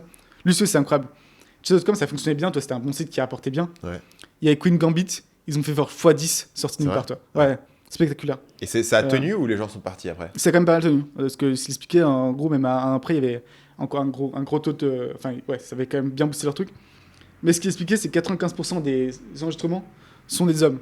Ce qui est quand même passionnant, parce que toute l'idée de la série, c'est que c'est une femme, quoi, qui du coup atteint un meilleur niveau d'échec. Donc tu aurais pu penser, bah, du coup, ça aurait été un modèle pour les femmes. En fait, non, ça intéresse visiblement plus les hommes. Alors tu peux toujours argumenter, c'est l'environnement qui fait que ça intéresse plus les hommes, mais je pense qu'il y a forcément un truc un peu... on vient toujours là-dessus, mais un petit côté autiste qui fait que il y a un attrait plus fort pour les hommes que pour les femmes. Et ce dont discuter, c'est aussi, encore une fois, les femmes semblent vouloir ensuite équilibrer leur vie plutôt que les hommes. Est-ce qu'encore une fois, parce que c'est plus socialement acceptable ou pas, j'en sais pas, mais je pense qu'il y a un peu les deux, encore une fois, entre l'environnement et la génétique. Toi, est-ce que tu vois autre chose qui explique cet écart? Parce qu'il y a même écart, par exemple, aux jeux vidéo aussi, où sur le papier, il n'y aurait pas de grosses différences. Ouais. Il y a quand même les temps de réaction qui sont un peu différents les hommes et les femmes, donc ça peut déjà jouer un peu. Mais sur le papier, il n'y a pas de grosses différences. Pourtant, le jeu vidéo, c'est dominé par les hommes, exclusivement. Et d'ailleurs, c'est assez marrant parce que dès qu'il y a une équipe féminine qui monte, c'est toujours des trans, plus ou moins, en réalité. Donc toi, c'est quoi ton point de vue là-dessus? Je pense que ton argument sur les... Parce que tu vois, tu as la capacité cognitive de base, et après, c'est la motivation que les gens vont avoir de le cultiver. Et je pense que de base, les hommes ont plus d'intérêt pour ce genre de jeu abstrait, qui est une espèce de compétition où tu manipules des symboles, tu vois. Et donc, en fait, le truc, c'est que c'est un argument qui était intéressant de Jordan Peterson. Il était en mode, supposons que 60% des gens enfin, les hommes sont 60% dans cette direction et les femmes sont 40%. Ça n'est pas une différence qui est énorme fondamentalement sur un individu. Tu vois la courbe où il y a un overlap, mais il y a quand même un écart. Mais le truc, c'est que si tu regardes que les extrêmes, ça va avoir un énorme impact. C'est-à-dire que y a plein de femmes qui sont plus grandes que plein d'hommes. Il y a des femmes qui sont grandes, des hommes qui sont petits. Mais les gens les plus grands, l'extrême, ce sera toujours des hommes, en fait. Juste parce que, comme il y a un petit tilt, mais sur la minuscule probabilité d'une personne sur 100 000, ça va faire un énorme impact. Et je pense que dans tous les éléments où tu regardes une compétition où tu prends tes crèmes, en fait, le top du top du top, en fait, ce petit tilt, il fait un énorme impact. J'ai l'impression que c'est l'effet qui se produit ici, tu vois. Parce qu'il y a évidemment plein de femmes qui pourraient nous massacrer tous les deux en échec, les yeux fermés, tu vois. De la manière où il y a des femmes qui sont plus grandes que nous. Mais que sur l'ensemble de la population, ça fait une différence. Je pense que je suis assez d'accord avec ça. Et du coup, il y a toute la partie, effectivement, sur le fait que je pense qu'il n'a pas tiré des conclusions très claires entre la génétique et la... Ouais. Tu vois, et lui, il a l'impression qu'il a gagné, tu vois. C'est bon, je l'ai prouvé. Maintenant, faites l'expérience vous-même. Vous prenez n'importe quel enfant, vous pouvez en faire génétique. Il n'a pas tiré des conclusions très claires entre la génétique et si lui, l'apprentissage. Lui, il dit n'importe quel enfant en bonne santé peut devenir un génie, tu vois. Mais pour le coup, ce qu'il a montré, c'est qu'il avait parce que tu prends 3 enfants, même si les parents sont intelligents, que les 3 deviennent champions d'échecs, c'est impossible. Donc il a montré sa supériorité sur l'école traditionnelle. Clairement. Et que du coup, et aussi que tu peux guider les enfants. Ce qui est assez fou, c'est qu'il a guidé les enfants vers une carrière très spécifique, sans qu'ils se rebellent, tu vois. Qu'il avait déterminé à l'avance. Pas en fonction de leur intérêt à eux. Et en plus, et ces enfants sont heureux. Ils ont encore une très bonne relation. Tu vois, il y a pas eu de trauma ou quoi que ce soit. Tout le monde s'entend très bien. Ils sont très heureux, ils sont équilibrés. Donc il a aussi réussi ça, qu'il ne faut pas non plus négliger. Parce qu'il y a d'autres enfants, c'est connu, Tiger Woods, même un peu les filles Williams, où en fait elles se sont fait bourriner en étant jeunes, et elles n'ont pas kiffé, toi. André Agassi, il a tout un bouquin là-dessus. Donc le fait que justement elles étaient contentes de leur parcours et qu'elles ont une bonne relation avec leur père, je pense que c'est aussi un bon succès pour lui, quoi. Et du coup, qu'est-ce qu'on peut en tirer un peu pour nos enfants à nous, et un peu de la façon dont on peut les éduquer. Je pense qu'il y a une sorte de relativisme qui existe par rapport à l'intelligence, qui n'existe pas par d'autres trucs, tu vois. Je sais peut-être si ça existe au final. Mais l'idée qu'en fait, on s'en fiche, tu vois, c'est un enfant intelligent ou pas, c'est pas ça qui détermine la valeur d'un être humain. Ne devrait même pas pousser les enfants à être intelligents, à être des génies, tu vois. Alors, même génie, ça a une connotation assez négative, tu vois. Alors que je pense que si, il y a quand même des trucs objectivement qui sont mieux que d'autres, tu vois. Je préfère que mon enfant soit en bonne santé, que soit sportif. Je préfère que mon enfant soit gentil. Je préfère que mon enfant soit intelligent, tu vois. Et du coup, c'est un peu ton rôle en tant que parent de guider vers ces qualités-là. Et de ce point de vue-là, je pense à faire ça assez tôt et initier un peu ce growth mindset très tôt, je pense que ça peut compound assez fortement. Moi, je considère que j'ai eu un peu de la chance, genre 20 ans, que j'ai un peu la révélation, tu vois. Mais la révélation du growth mindset, on peut apprendre, on peut changer sa vie et tout. Moi, littéralement, c'est une vidéo de Carl Dweck à l'époque, je vois 19 ans peut-être par là, sous TEDx, sous growth mindset, qui m'a totalement mindfuck, quoi. C'est un bon testimonial pour Ted qui se fait toujours traité de superficiel. Moi, en fait, j'avais jamais compris ce concept. Et c'est très con, j'avais vraiment ce truc dans la tête qui paraît encore une fois très débile, que soit j'étais bon à un truc, soit j'étais pas bon. Ouais. Soit ça me venait spirituellement. J'avais aussi le même truc. Mais pour le coup, l'école est très mauvaise là-dessus, quoi. L'école va avoir tendance à renforcer, toi t'es bon, toi t'es pas bon, et en fait tu restes dans... Et après tu crées une identité autour de ça, et puis tu t'arrêtes là. Moi, tu vois, par exemple, je pensais pas être bon sur les langues, tu vois. Parce que... peut-être parce que j'avais plus de facilité en maths et tout, mais je me dis, ouais, les langues, j'arrive pas trop, c'est pas trop mon truc et tout. Et en fait, quand le moment est venu, j'ai eu aucune difficulté à apprendre à parler anglais et tout. Donc, et même en fait, allemand, moi j'ai poncé l'allemand quand j'étais en prépa du coup. Parce qu'il y a un gros coefficient. Et les langues, en prépa, c'est un bon pari, les maths et les langues. Parce que c'est un truc où ta préparation va vraiment payer des dividendes. T'as un contrôle, ouais. Genre, les maths, c'est un lien extrêmement direct. Et les langues aussi, parce que vraiment, il faut connaître le vocabulaire, mais le vocabulaire, tu peux le brute force en fait. Là où brute force, une bonne dissertation en philo, c'est vachement plus dur. Donc du coup, j'avais poncé l'allemand. Et en 2 ans, j'étais arrivé à un niveau d'allemand, vraiment, je pouvais lire un article de journal, en discuter, je connaissais tous les mots et tout. Alors que j'avais l'impression d'être pas bon en langue avant. Et parce que, en fait, j'avais pas eu des très bonnes notes au départ, et je me dis, bon, bah, du coup, c'est pas trop mon truc, et je suis un peu un mec qui a 13 en allemand, mais qui doit avoir 19 en maths, tu vois. Et j'avais identifié ça, et j'ai jamais trop challengé avant d'être en prépa, en mode... En vrai, j'étais un peu en mode, putain, est-ce que je peux récupérer quelques points? Ok, on va prendre les langues et tout. Parce que j'avais lu un livre... Quand j'y passe le temps et quand j'y mets mon cerveau, ça... Parce que j'avais lu un livre qui disait, prépa... arrête de passer ton temps à faire de la philo et de la culture générale, fais juste des maths et des langues. Enfin, comme j'ai lu un livre qui m'a dit de faire ça, j'ai suivi ce que le livre m'a dit. Et voilà. Donc c'est pour te dire, ouais, je pense que l'école vraiment a ce truc de t'es bon dans tel domaine, t'es pas bon dans tel domaine, et il n'y a pas vraiment une grande flexibilité. En plus, toi, t'as un peu le truc, les maths ou la science ou la SVT ou les langues, c'est un truc un peu monolithique qui se transmet d'année en année. Et donc, t'as pas ce truc dans la vie réelle où tu vas pas dire, ok, moi je suis nul en marketing, tu vois, ou en business. En fait, non, il y a des points de marketing que tu peux apprendre où tu es plus à l'aise plutôt que d'autres. Il y a plein de nuances, en fait. Tu vois, c'est pas un truc monolithique. Tu peux dire, ok, finalement, la création de contenu, c'est bien, mais les pubs, c'est pas trop mon truc. Ou toi, tu vas dire, ok, Amazon, c'est vraiment un truc que j'ai bien compris, ça rentre bien, mais peut-être que, je sais pas, faire des vidéos sur TikTok, ça me convient pas, tu vois. Mais comme à l'école, c'est monolithique, c'est la science, c'est la SVT. Et t'as une note aussi. Si t'as pas une note en SVT, tu dis ok, la science, c'est pas pour moi. Alors peut-être qu'il y aurait d'autres trucs de science, peut-être qu'en fait, en astronomie, tu serais trop chaud, tu vois. C'est ça. Et du coup, l'idée justement que l'enfant excelle à un truc assez tôt, ça crée ce growth mindset très tôt en disant bah, il y a un effort et j'ai des résultats. Et je pense que ça crée aussi une sorte de confiance un peu de base de savoir que je peux reproduire ça, tu vois. Ouais. Mais c'est là où il faut être malin, c'est que je pense, et moi je n'irais pas pousser jusqu'à l'extrême d'avoir un truc vraiment qui prend tout, potentiellement, comme les échecs. Surtout que les échecs, je pense qu'ultimement, c'est quand même relativement stérile, tu vois. Donc tes très bons échecs, tu fais une carrière dans les échecs, il n'y a pas de ramification. Encore une fois, tu as ta skill, tu apprends à apprendre et tout, mais y mettre 5-6 heures par jour, discutable, quoi. Et je pense du coup, moi je n'aurais pas l'approche d'avoir vraiment un plan précis dès le début comme Podgar. Par contre, les confronter à plein de choses différentes et voir sur quoi ils accrochent. Et une fois qu'un enfant accroche sur quelque chose, en fait, pousser à fond en sachant qu'il y a beaucoup de chances que l'enfant lâche au bout de 3 mois. Tu acceptes ça, mais tu pousses quand même à fond. Donc toi, l'enfant il est à fond dans la guitare, tu lui prends un tuteur de guitare et tu fais tout ce qu'il faut pour que l'enfant maximise ses chances d'être bon là-dedans. Et après, encore une fois, si l'enfant lâche le truc, c'est pas grave, c'est pas la fin du monde. Mais en gros, je pense qu'il y a vraiment une sorte de... un entre-deux, entre en gros, avant même la naissance des enfants, avant même de rencontrer ta femme, tu sais déjà ce que tes enfants vont faire. Ouais. Et attendre un peu à 18 ans, voir ce que la conseillère d'orientation va dire aux 18 ans, bah tiens, post-bac, t'as entendu parler de marketing, toi. Je pense qu'il y a vraiment un entre-deux que tu peux choisir à ce niveau-là. Et aussi, je pense qu'il y a quand même des skills un peu... autant je n'avais pas le choisir pour mes enfants, t'as des trucs comme maths, coder, les langues, où tu dis ça va rarement être inutile quoi, à la fin. Ouais.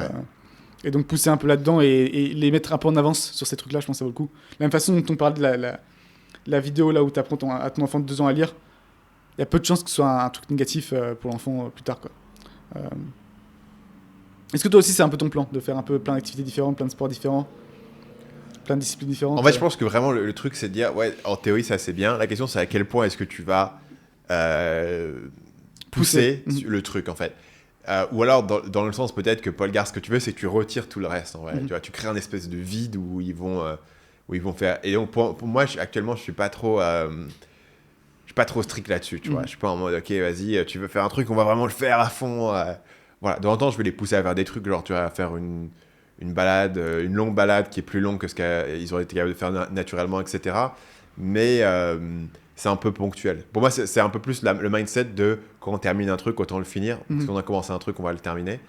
Mais tu vois, à mon avis, il faut que toi, tu aies un follow-up. Il faut que tu remettes tout le temps. Il faut que toi-même, tu aies une espèce de discipline de remettre le truc et d'installer l'habitude que j'ai pas actuellement, je dirais. Et c'est exactement ça. C'est que mon troisième point dans les leçons un peu prises, c'est de peut-être être plus impliqué justement dans l'éducation et le one-on-one. Sachant que je pourrais pas match un mec comme Podgar qui était littéralement 16 heures par jour avec ses enfants, c'était non-stop quoi. Mais je pense que tu peux déjà commencer à insérer un plus de one-on-one, justement, des trucs de 30 minutes où tu apprends des trucs, tu apprends des maths, 1 plus 1, tu apprends le truc de parler, apprendre à lire, tu apprends à faire du vélo, peu importe, tu essaies de trouver 30 minutes, 1 heure par jour. Ça peut paraître peu, mais en fait, pour du one-on-one, encore une fois, pour un enfant de 3 ans, mieux vaut y aller un peu tranquille et pas forcer le truc. Et homeschooling aussi, je suis toujours un peu en débat interne. C'était pas mal de setup. Toi, t'en parlais beaucoup. Est-ce que du coup, t'as un peu lâché l'affaire? Est-ce que tu dis ce sera plus tard? C'est quoi ton point de vue par rapport à ça? Homeschooling, je me dis, ce sera peut-être plus tard. Ok.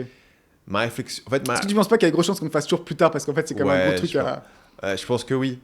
Je pense que si tu retires de côté le truc Paul Gare, il faut commencer ultra tôt pour devenir un génie en échec. T'es un peu en mode concrètement, si aujourd'hui je les avais tout le temps à la maison, je vois pas trop comment je vais faire des étincelles en fait, tu vois. Et il y a un moment donné où je pense qu'il y a un gap qui se crée. En tout cas, pour moi, à un moment donné, un gap s'est créé entre la capacité que j'avais de focus et de faire des choses et le niveau qu'on me demandait à l'école, tu vois. Il y avait une époque, quand j'avais peut-être 10-12 ans, où en fait, littéralement, chez moi, j'ouvrais Microsoft Word et j'essayais d'écrire des romans, tu vois. Et donc, en fait, si j'avais eu des heures et des heures par jour pour écrire, j'aurais passé des heures et des heures par jour à écrire. Mais à la place, j'étais assis à l'école, littéralement, à être un scribe, tu vois. Le prof dit un truc et moi, je l'écris sur mon papier. Je prends la dictée, tu vois. Ça n'a aucun sens. Je comprends pourquoi. Dans les années 90, on avait des photocopies, tu vois. Je comprends pourquoi on devait écrire nous-mêmes nos leçons. La théorie, c'est vrai pour certaines personnes, c'est que tu peux mémoriser en écrivant. Mais si t'écoutes quand même un peu, tu vois. Et ça, c'est pareil, c'est toujours il faut que je me renseigne là-dessus. Je suis très curieux de savoir, est-ce que c'est un peu un mythe, cette idée qu'on a tous des mémoires différentes. Genre, certains, c'est mémoire auditive, d'autres, c'est en réécrivant un truc, d'autres, c'est en lisant. Je serais intéressé de savoir si c'est vraiment un truc ou c'est pareil, tu te dis à un stage, c'est comme ça que j'apprends, et peut-être que du coup, tu te le renforces ou pas. Mais la théorie, c'est que justement, en écrivant, c'est censé mieux rentrer, quoi. Ouais. Je vois pas pourquoi c'est une très bonne utilisation du temps, tu vois. C'est pas comme si aujourd'hui, tu voulais retenir un truc, tu vas dire, je vais recopier à la main. Ouais, mais tu l'écoutes. Enfin, en fait, le photocopie, tu fais des photocopies, à moitié gamins, ils vont pas lire, toi. T'as un peu ce problème-là aussi. Alors qu'à moins qu'il l'a qui. C'est vrai, s'ils doivent écrire leurs cours eux-mêmes, ils sont baisés s'ils n'écoutent pas le prof. C'est ça. Je pense que c'est ça, c'est la force function.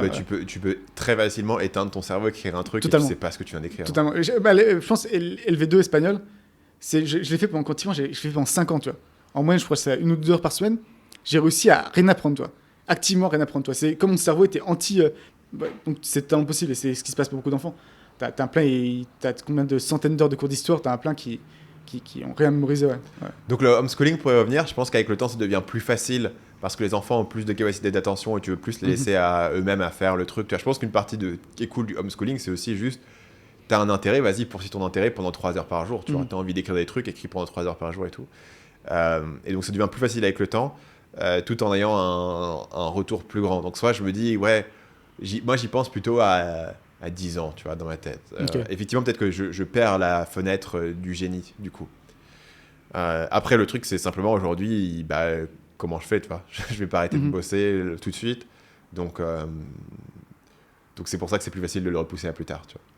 Et aussi, là, pour le moment, ils sont contents à l'école et tout. Je me dis, ils ont d'autres enfants pour jouer. Et encore une fois, le petit, il a 2 ans. L'autre, elle a 4. J'ai pas l'impression que le levier soit énorme. Après, peut-être que, tu vois, dans ma tête, je me dis aussi, Encore une fois, ça dépend ce quel but. Si tu voulais en faire un génie absolu, un truc précis, probablement le meilleur truc que tu pourrais faire, c'est quitter ton boulot et passer. Mais est-ce que c'est le but, tu sais quel est le truc que tes enfants devraient faire, là où ils seront bons, et est-ce que tu as cette confiance de tout miser le futur de ton enfant sur. Tu as pris une bonne décision sur ce qu'il devait faire, tu vois. Aussi, l'argument, c'est qu'elles mettent tout. Semble des vies cool. Mais en gros, à part. Enfin, Judith, elle commande des échecs, donc en fait, c'est un truc. Toi, elle est toujours dans les échecs, c'est la meilleure.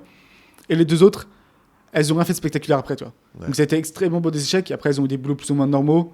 Elles sont restées à la maison, toi. C'est pas non plus. Ça va pas les amener vers les trucs stratosphériques plus tard.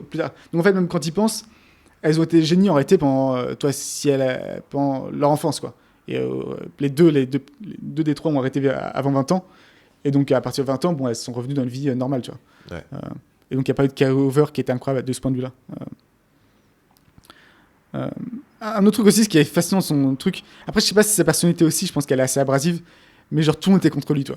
Genre le gouvernement était contre lui, la fédération était contre lui, les journalistes étaient contre lui, les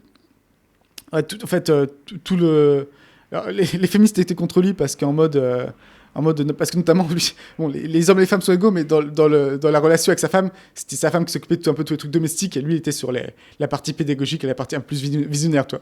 Donc il y avait tout ça ils aimaient pas trop. Mais de l'autre côté, il y avait aussi tous les, je sais pas ce qu'on, patriarcat, peu importe, qui étaient, bah non, les filles elles devraient pas jouer aux échecs, machin truc.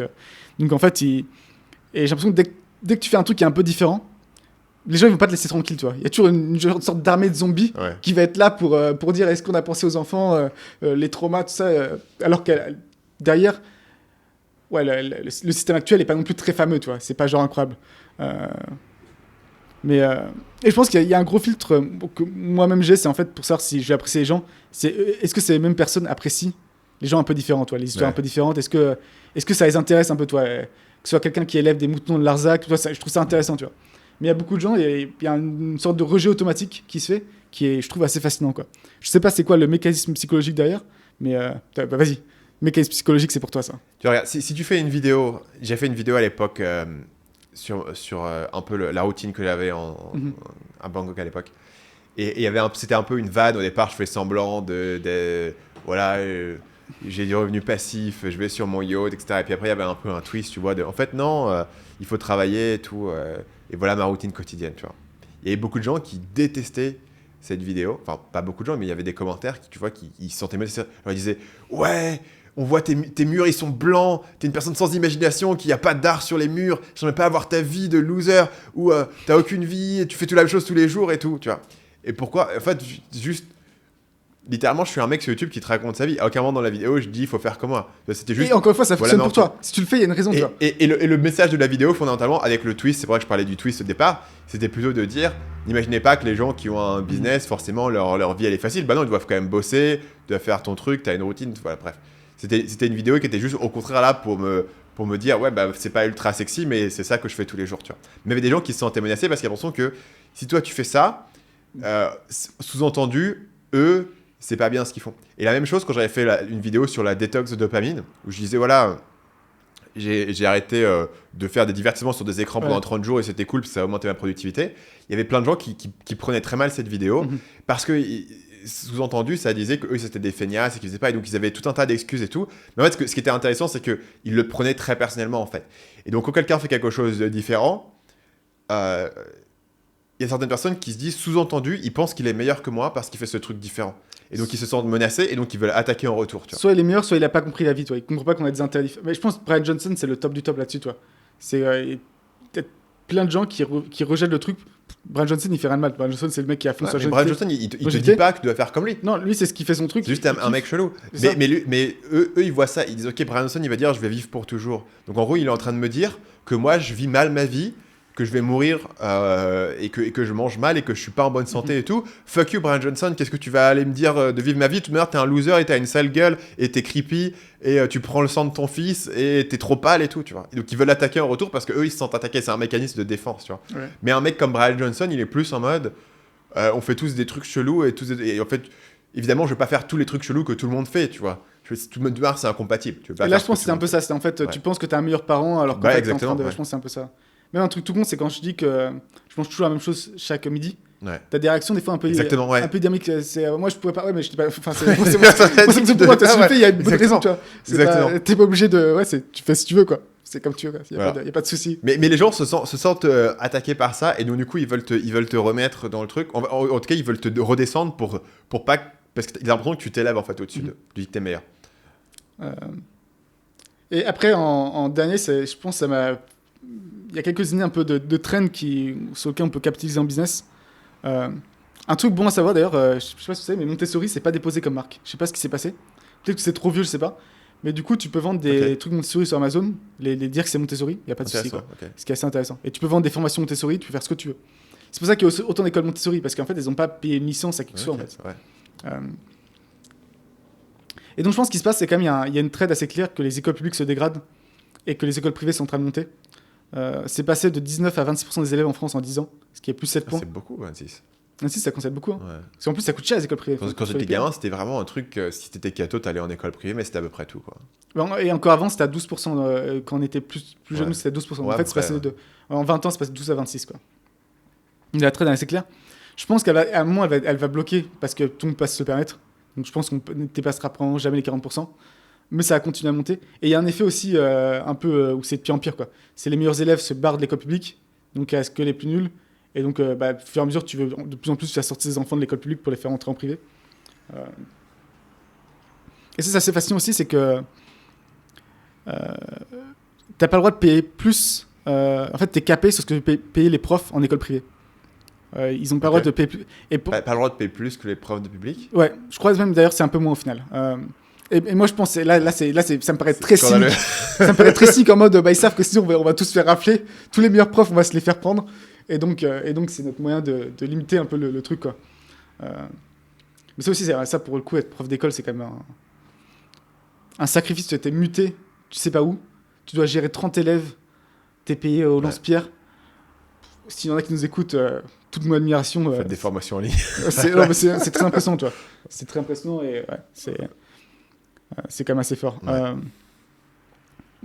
Donc du coup, dans l'école privée, tu as différents styles, tu as tout ce qui est Montessori, mais qui est capé généralement à 10-11 ans, ça s'arrête. Les choses sérieuses commencent et ils arrêtent Montessori. Tu as toutes les écoles à rotation religieuse qui sont le principal truc en France, donc principalement soit catholiques, soit musulmanes, qui rentrent un peu d'ailleurs, je pense, aussi dans une vague un peu anti-woke. Et tu mets dans l'école catho ou musulmane pour éviter justement ce que tu considères comme étant un aspect woke. Je me demande à quel point il va aussi avoir des écoles un peu plus woke, justement, un peu plus artistiques, justement moins centrées. Généralement, c'est assez corrélé. Des écoles un peu plus libérales. Est-ce que Montessori, tu considérais ça comme un peu woke? C'est pas woke d'un point de vue l'égalité, etc., mais c'est woke d'un point de vue il faut écouter chaque enfant, la discipline, c'est pas bien et tout. C'est ça. Oui, il y a cet aspect, clairement, où des fois tu rentres dans des sketchs. C'était où ils expliquaient. Parce que mon fils, quand il a 2 ans, il courait dans les couloirs, apparemment t'avais le droit. Déjà, ce qui me fait un peu chier, moi, je suis vraiment laisser les enfants quoi. Enfin bref, peut-être qu'ils ont d'ailleurs leur raison. Mais t'as pas le droit d'interdire à Montessori. Donc il pouvait pas lui dire de pas courir. Donc il devait lui expliquer qu'il devait genre non, tu dois marcher, mais en fait lui il comprend, c'est plus simple, tu es un enfant, t'as pas le droit de faire ça, quoi, que de dire c'est ça l'alternative. Il pouvait pas dire Et pareil, ils ont pas le droit de punir l'enfant. Donc la punition, c'est qu'il devait aller marcher avec une des profs, toi. Lui juste avec la prof. Lui surkiffait ça, toi. C'était son petit plaisir, c'était aller marcher. Donc il faisait exprès de courir pour se faire punir, toi. Et donc tu rentres vite dans une imitation, puis il y a moins de discipline. Moi, c'est plus simple de mettre comme des règles. À un moment où tu dis soit on interdit les trucs et on est strict, soit on les laisse un peu faire ce qu'ils veulent et on apprenne qu'il y a un risque, quoi, qu'ils se pètent la gueule en courant, quoi. Mais moi, je suis là-dessus. Tant qu'il n'y a pas un risque de mort, tente. Les enfants, ils se pètent la gueule, tu vois. C'est genre, oh mon Dieu, il s'est égratigné le genou. C'est parti de la vie. Tu vois, une fois, je me suis déchiré le genou quand j'étais gamin. Je regarde pas des séquelles, tu vois. Donc, je pense que c'est vraiment ça, en fait. Tu dois éviter que ton enfant meure. Tu peux pas avoir le beurre et l'argent du beurre. Tu dois éviter que ton enfant meure, mais avant ça, tu peux laisser tu peux laisser les enfants prendre un peu de risques.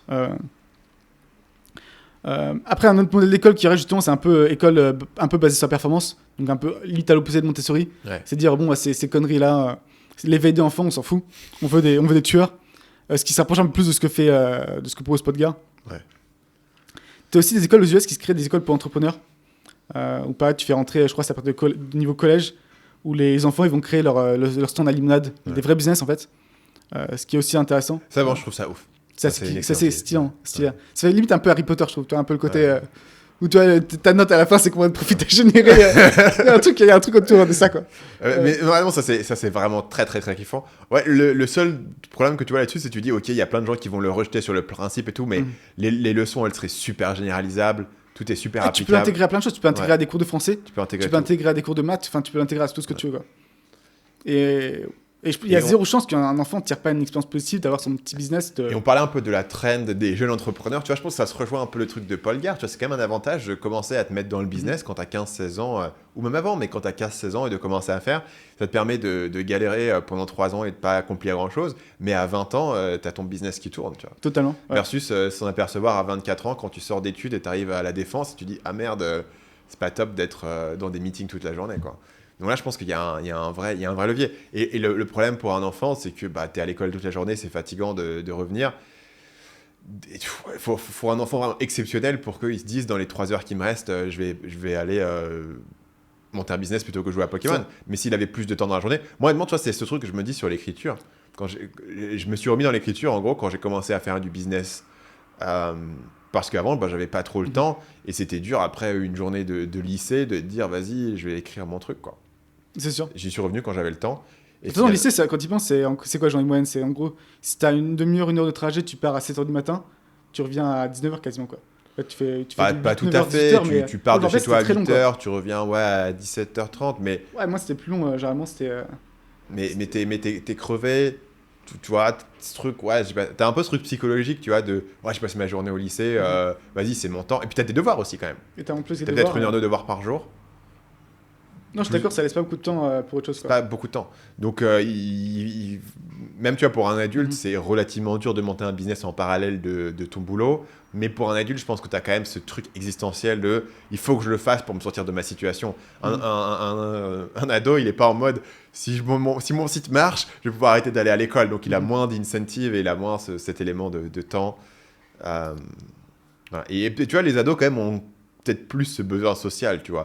Honnêtement, si tu as 24 ans et tu vois personne parce que tu travailles toute la journée, c'est pas très grave, tu vois. Pour une certaine période, ça. Mais si t'as entre 15 et 19, tu fais ça parce que tu bosses tous les jours, peut-être que ça peut avoir plus d'impact, tu vois. Je suis d'accord. Ouais. Et du coup, tu solutionnes ça un peu avec un lycée pour entrepreneurs, tu vois. Lycée pour entrepreneurs, enfin, non, ça serait ouf. Moi je serais très, très... Mais d'ailleurs, les modèles comme ça existe déjà parce que tu as déjà des académies de tennis, par exemple. Tu commences t'es à 11-12 ans, tu rentres là-dedans. Ce qui est fou, c'est que c'est considéré comme étant plus acceptable de faire sport-études que de faire business-études, tu vois. Totalement. Business-études, les gens ils vont dire « Ouais, le parent, il est là juste pour exploiter son enfant, pour que son enfant devienne riche et tout, c'est pas ça le but de la vie. » Dans la mesure où le but de la vie, c'est pas de jouer au tennis, tu vois. Mais si un gamin, il a envie d'avoir un talent pour le tennis, il va se construire et il sera pas forcément plus nul en études à la fin. Mais ce qui est fou, c'est qu'en fait, c'est autorisé que vraiment... Sur l'école privée en France, et en fait, tu as une sorte de charter. Et actuellement, la seule exception qui est valable... pour diminuer en gros le volume d'heures de cours et autres, c'est justement sport, quoi. Okay. Ce qui est quand même fou parce que tu peux avoir un truc artistique, tu peux avoir entrepreneur, tu peux avoir d'autres choses. Et c'est pour ça que ça se passe beaucoup aux US actuellement, parce que bon, déjà ils sont habitués à payer, donc les écoles privées ça leur pose moins de problème. Et que justement dans certains états, tu as beaucoup plus de liberté. Dans les états républicains l'ont vachement dérégulé. Tu fais un peu les écoles privées que tu veux, quoi. Et après aussi, je pense que tu peux avoir des systèmes un peu aussi de homeschooling un peu hybride, dans le sens où c'est une mère qui s'occupe de 6 enfants, tu vois. Donc tu peux, et après, du coup, elle se fait un partie rémunérée. Toi, ça peut, du coup, je pense que ça va se créer au fur et à mesure. Tu crées un peu des communautés. Je pense des communautés autour du homeschooling, ça peut commencer à exister. Parce que c'est le cas aux US, forcément avec beaucoup les trucs religieux.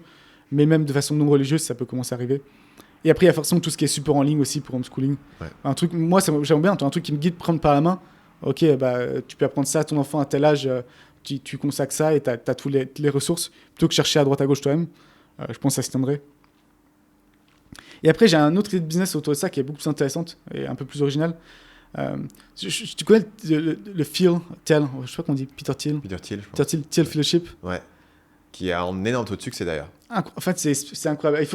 Donc ils payent combien les gens? Ils payent les gens pour drop out de leur université. Et ils payent pas énorme, je crois. Ils payent 100 000, 200 000, un truc 100 comme 000, ça. ok. Et il y a Vitalik qui a créé Ethereum qui est passé par là. Il y a 8 milliardaires différents. C'est absurde. Ouais, okay. Genre, il en a fait 40 et il y a 8 milliardaires, toi. Comment c'est possible, toi? Donc c'est Peter Thiel qui, en gros, repère, je sais pas comment il le fait exactement, et ce serait intéressant de savoir. Il repère les élèves les plus talentueux, genre 18-19 ans. Il leur dit arrête les études. Forcément, ils sont tous à Harvard, Stanford, ouais. forcément. Et il leur dit je vais te filer de la thune. Et là, pareil, en fait, c'est pas tellement la thune qui compte, c'est la validation, tu vois. Peter Thiel t'a repéré, ça te donne un boost, tu vois. Tu dis dans les 40 précédents, il y a 8 milliardaires, il y a un truc à faire, quoi. Et donc, tu dis les études, c'est une perte de temps pour toi. Tu vas monter du business, tu vas tout exploser, quoi. Et il a un énorme taux de succès. Et je pense que tu pourrais le faire de différentes façons. Soit le faisant plus tôt. Les résultats du brevet, c'est public, tu vois.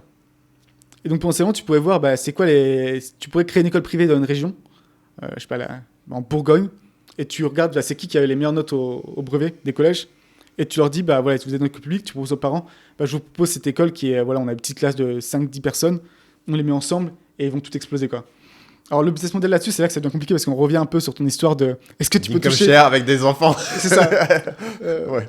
Parce qu'en fait, c'est plus ou moins le deal informel qui fait avec Thiel, c'est qu'il reçoit les parts dans les boîtes que les mecs créent. Ah bon? Ok, je savais pas qu'il avait une contrepartie. C'est pas un vrai. Je pense parce que c'est pas légal de dire à toutes les boîtes futures, tu dois. Mais c'est un peu l'accord que tu fais, quoi, avec lui. Donc là, ce sera un peu potentiellement faire ça aussi, quoi. Et aussi un aspect, je pense, même hors business de ça, qui est limite. Si tu veux faire la philanthropie, ce serait pas une mauvaise utilisation de ton argent de repérer les gens les plus talentueux, de leur donner toutes les ressources pour atteindre leur potentiel maximum, quoi. Et donc tu pourrais le faire ça au niveau du brevet, tu pourrais même pousser plus tôt encore. Je sais pas si tu te souviens qu'on faisait des tests à l'école, genre je crois que c'était en CE2, CM2, un truc comme ça. On faisait un test qui est en fait, c'est le truc, ils utilisent pour le truc PISA, tu vois. Ouais, okay. Pour le truc, c'est à un niveau mondial. Ouais. Et ça, pareil, tu pourrais repérer dès 9 ans. Notamment, ce que tu pourrais repérer idéalement, c'est les enfants qui sont dans des écoles publiques mauvaises, moyennes, et qui surperforment, toi. Et là, c'est encore une fois, ça devient de plus en plus intéressant. De l'idée que si tu vois que statistiquement, on se fait un peu tirer vers le bas, tu leur évites ça, quoi. Donc, ouais, ce sera un truc potentiellement à faire autour de ça. Mais ça, c'est plus un truc de gouvernement parce que tu n'aurais pas accès à cette donnée. Brevet, tu as accès. Hein. Brevet, c'est public, tu as toutes les mentions et toutes les notes de tout le monde. Je suis à peu près sûr, ouais. Okay. Je crois bien. Et même bac, je crois que c'est public, un bac. Ok. Ouais, c'est sûr, parce que même tu as les notes, tu sais, ils font des stats ensuite par prénom. Toi, les notes moyennes par prénom, où tu as Eleonore qui est toujours à 18 de moyenne, et Kylian, le mec Chabit, qui a 8 au bac de moyenne, quoi. Ouais. Ok, du coup, tu pourrais. Après, c'est pas trop un business, quoi. C'est plus de la philanthropie, c'est plus un truc pour aider le monde que comprendre comment. Sauf si tu arrives. Après, d'une certaine façon, c'est un peu. Enfin, tu peux considérer que les écoles de commerce, HEC, c'est ce qu'ils font, en fait. Après, tu crées la réputation de ton école et tu peux faire payer. Donc, tu pourrais aussi avoir une partie, justement, un peu bourse, où tu fais rentrer plus talentueux. Ouais. Et après, tu as tous les enfants de riches qui veulent être dans la meilleure école. Okay. Et du coup, tu pourrais subventionner comme ça, toi. Ce serait un modèle aussi, encore une fois, qui est le modèle classique d'HEC. Et après, tu crées une marque autour de ça, quoi. On est à 1h50 d'épisode, on va s'arrêter là, on parlera de mon livre la prochaine fois, donc on vous a teasé sur le programme, mais on en parlera la prochaine fois. On se retrouve la semaine prochaine, salut à tous. Bye bye.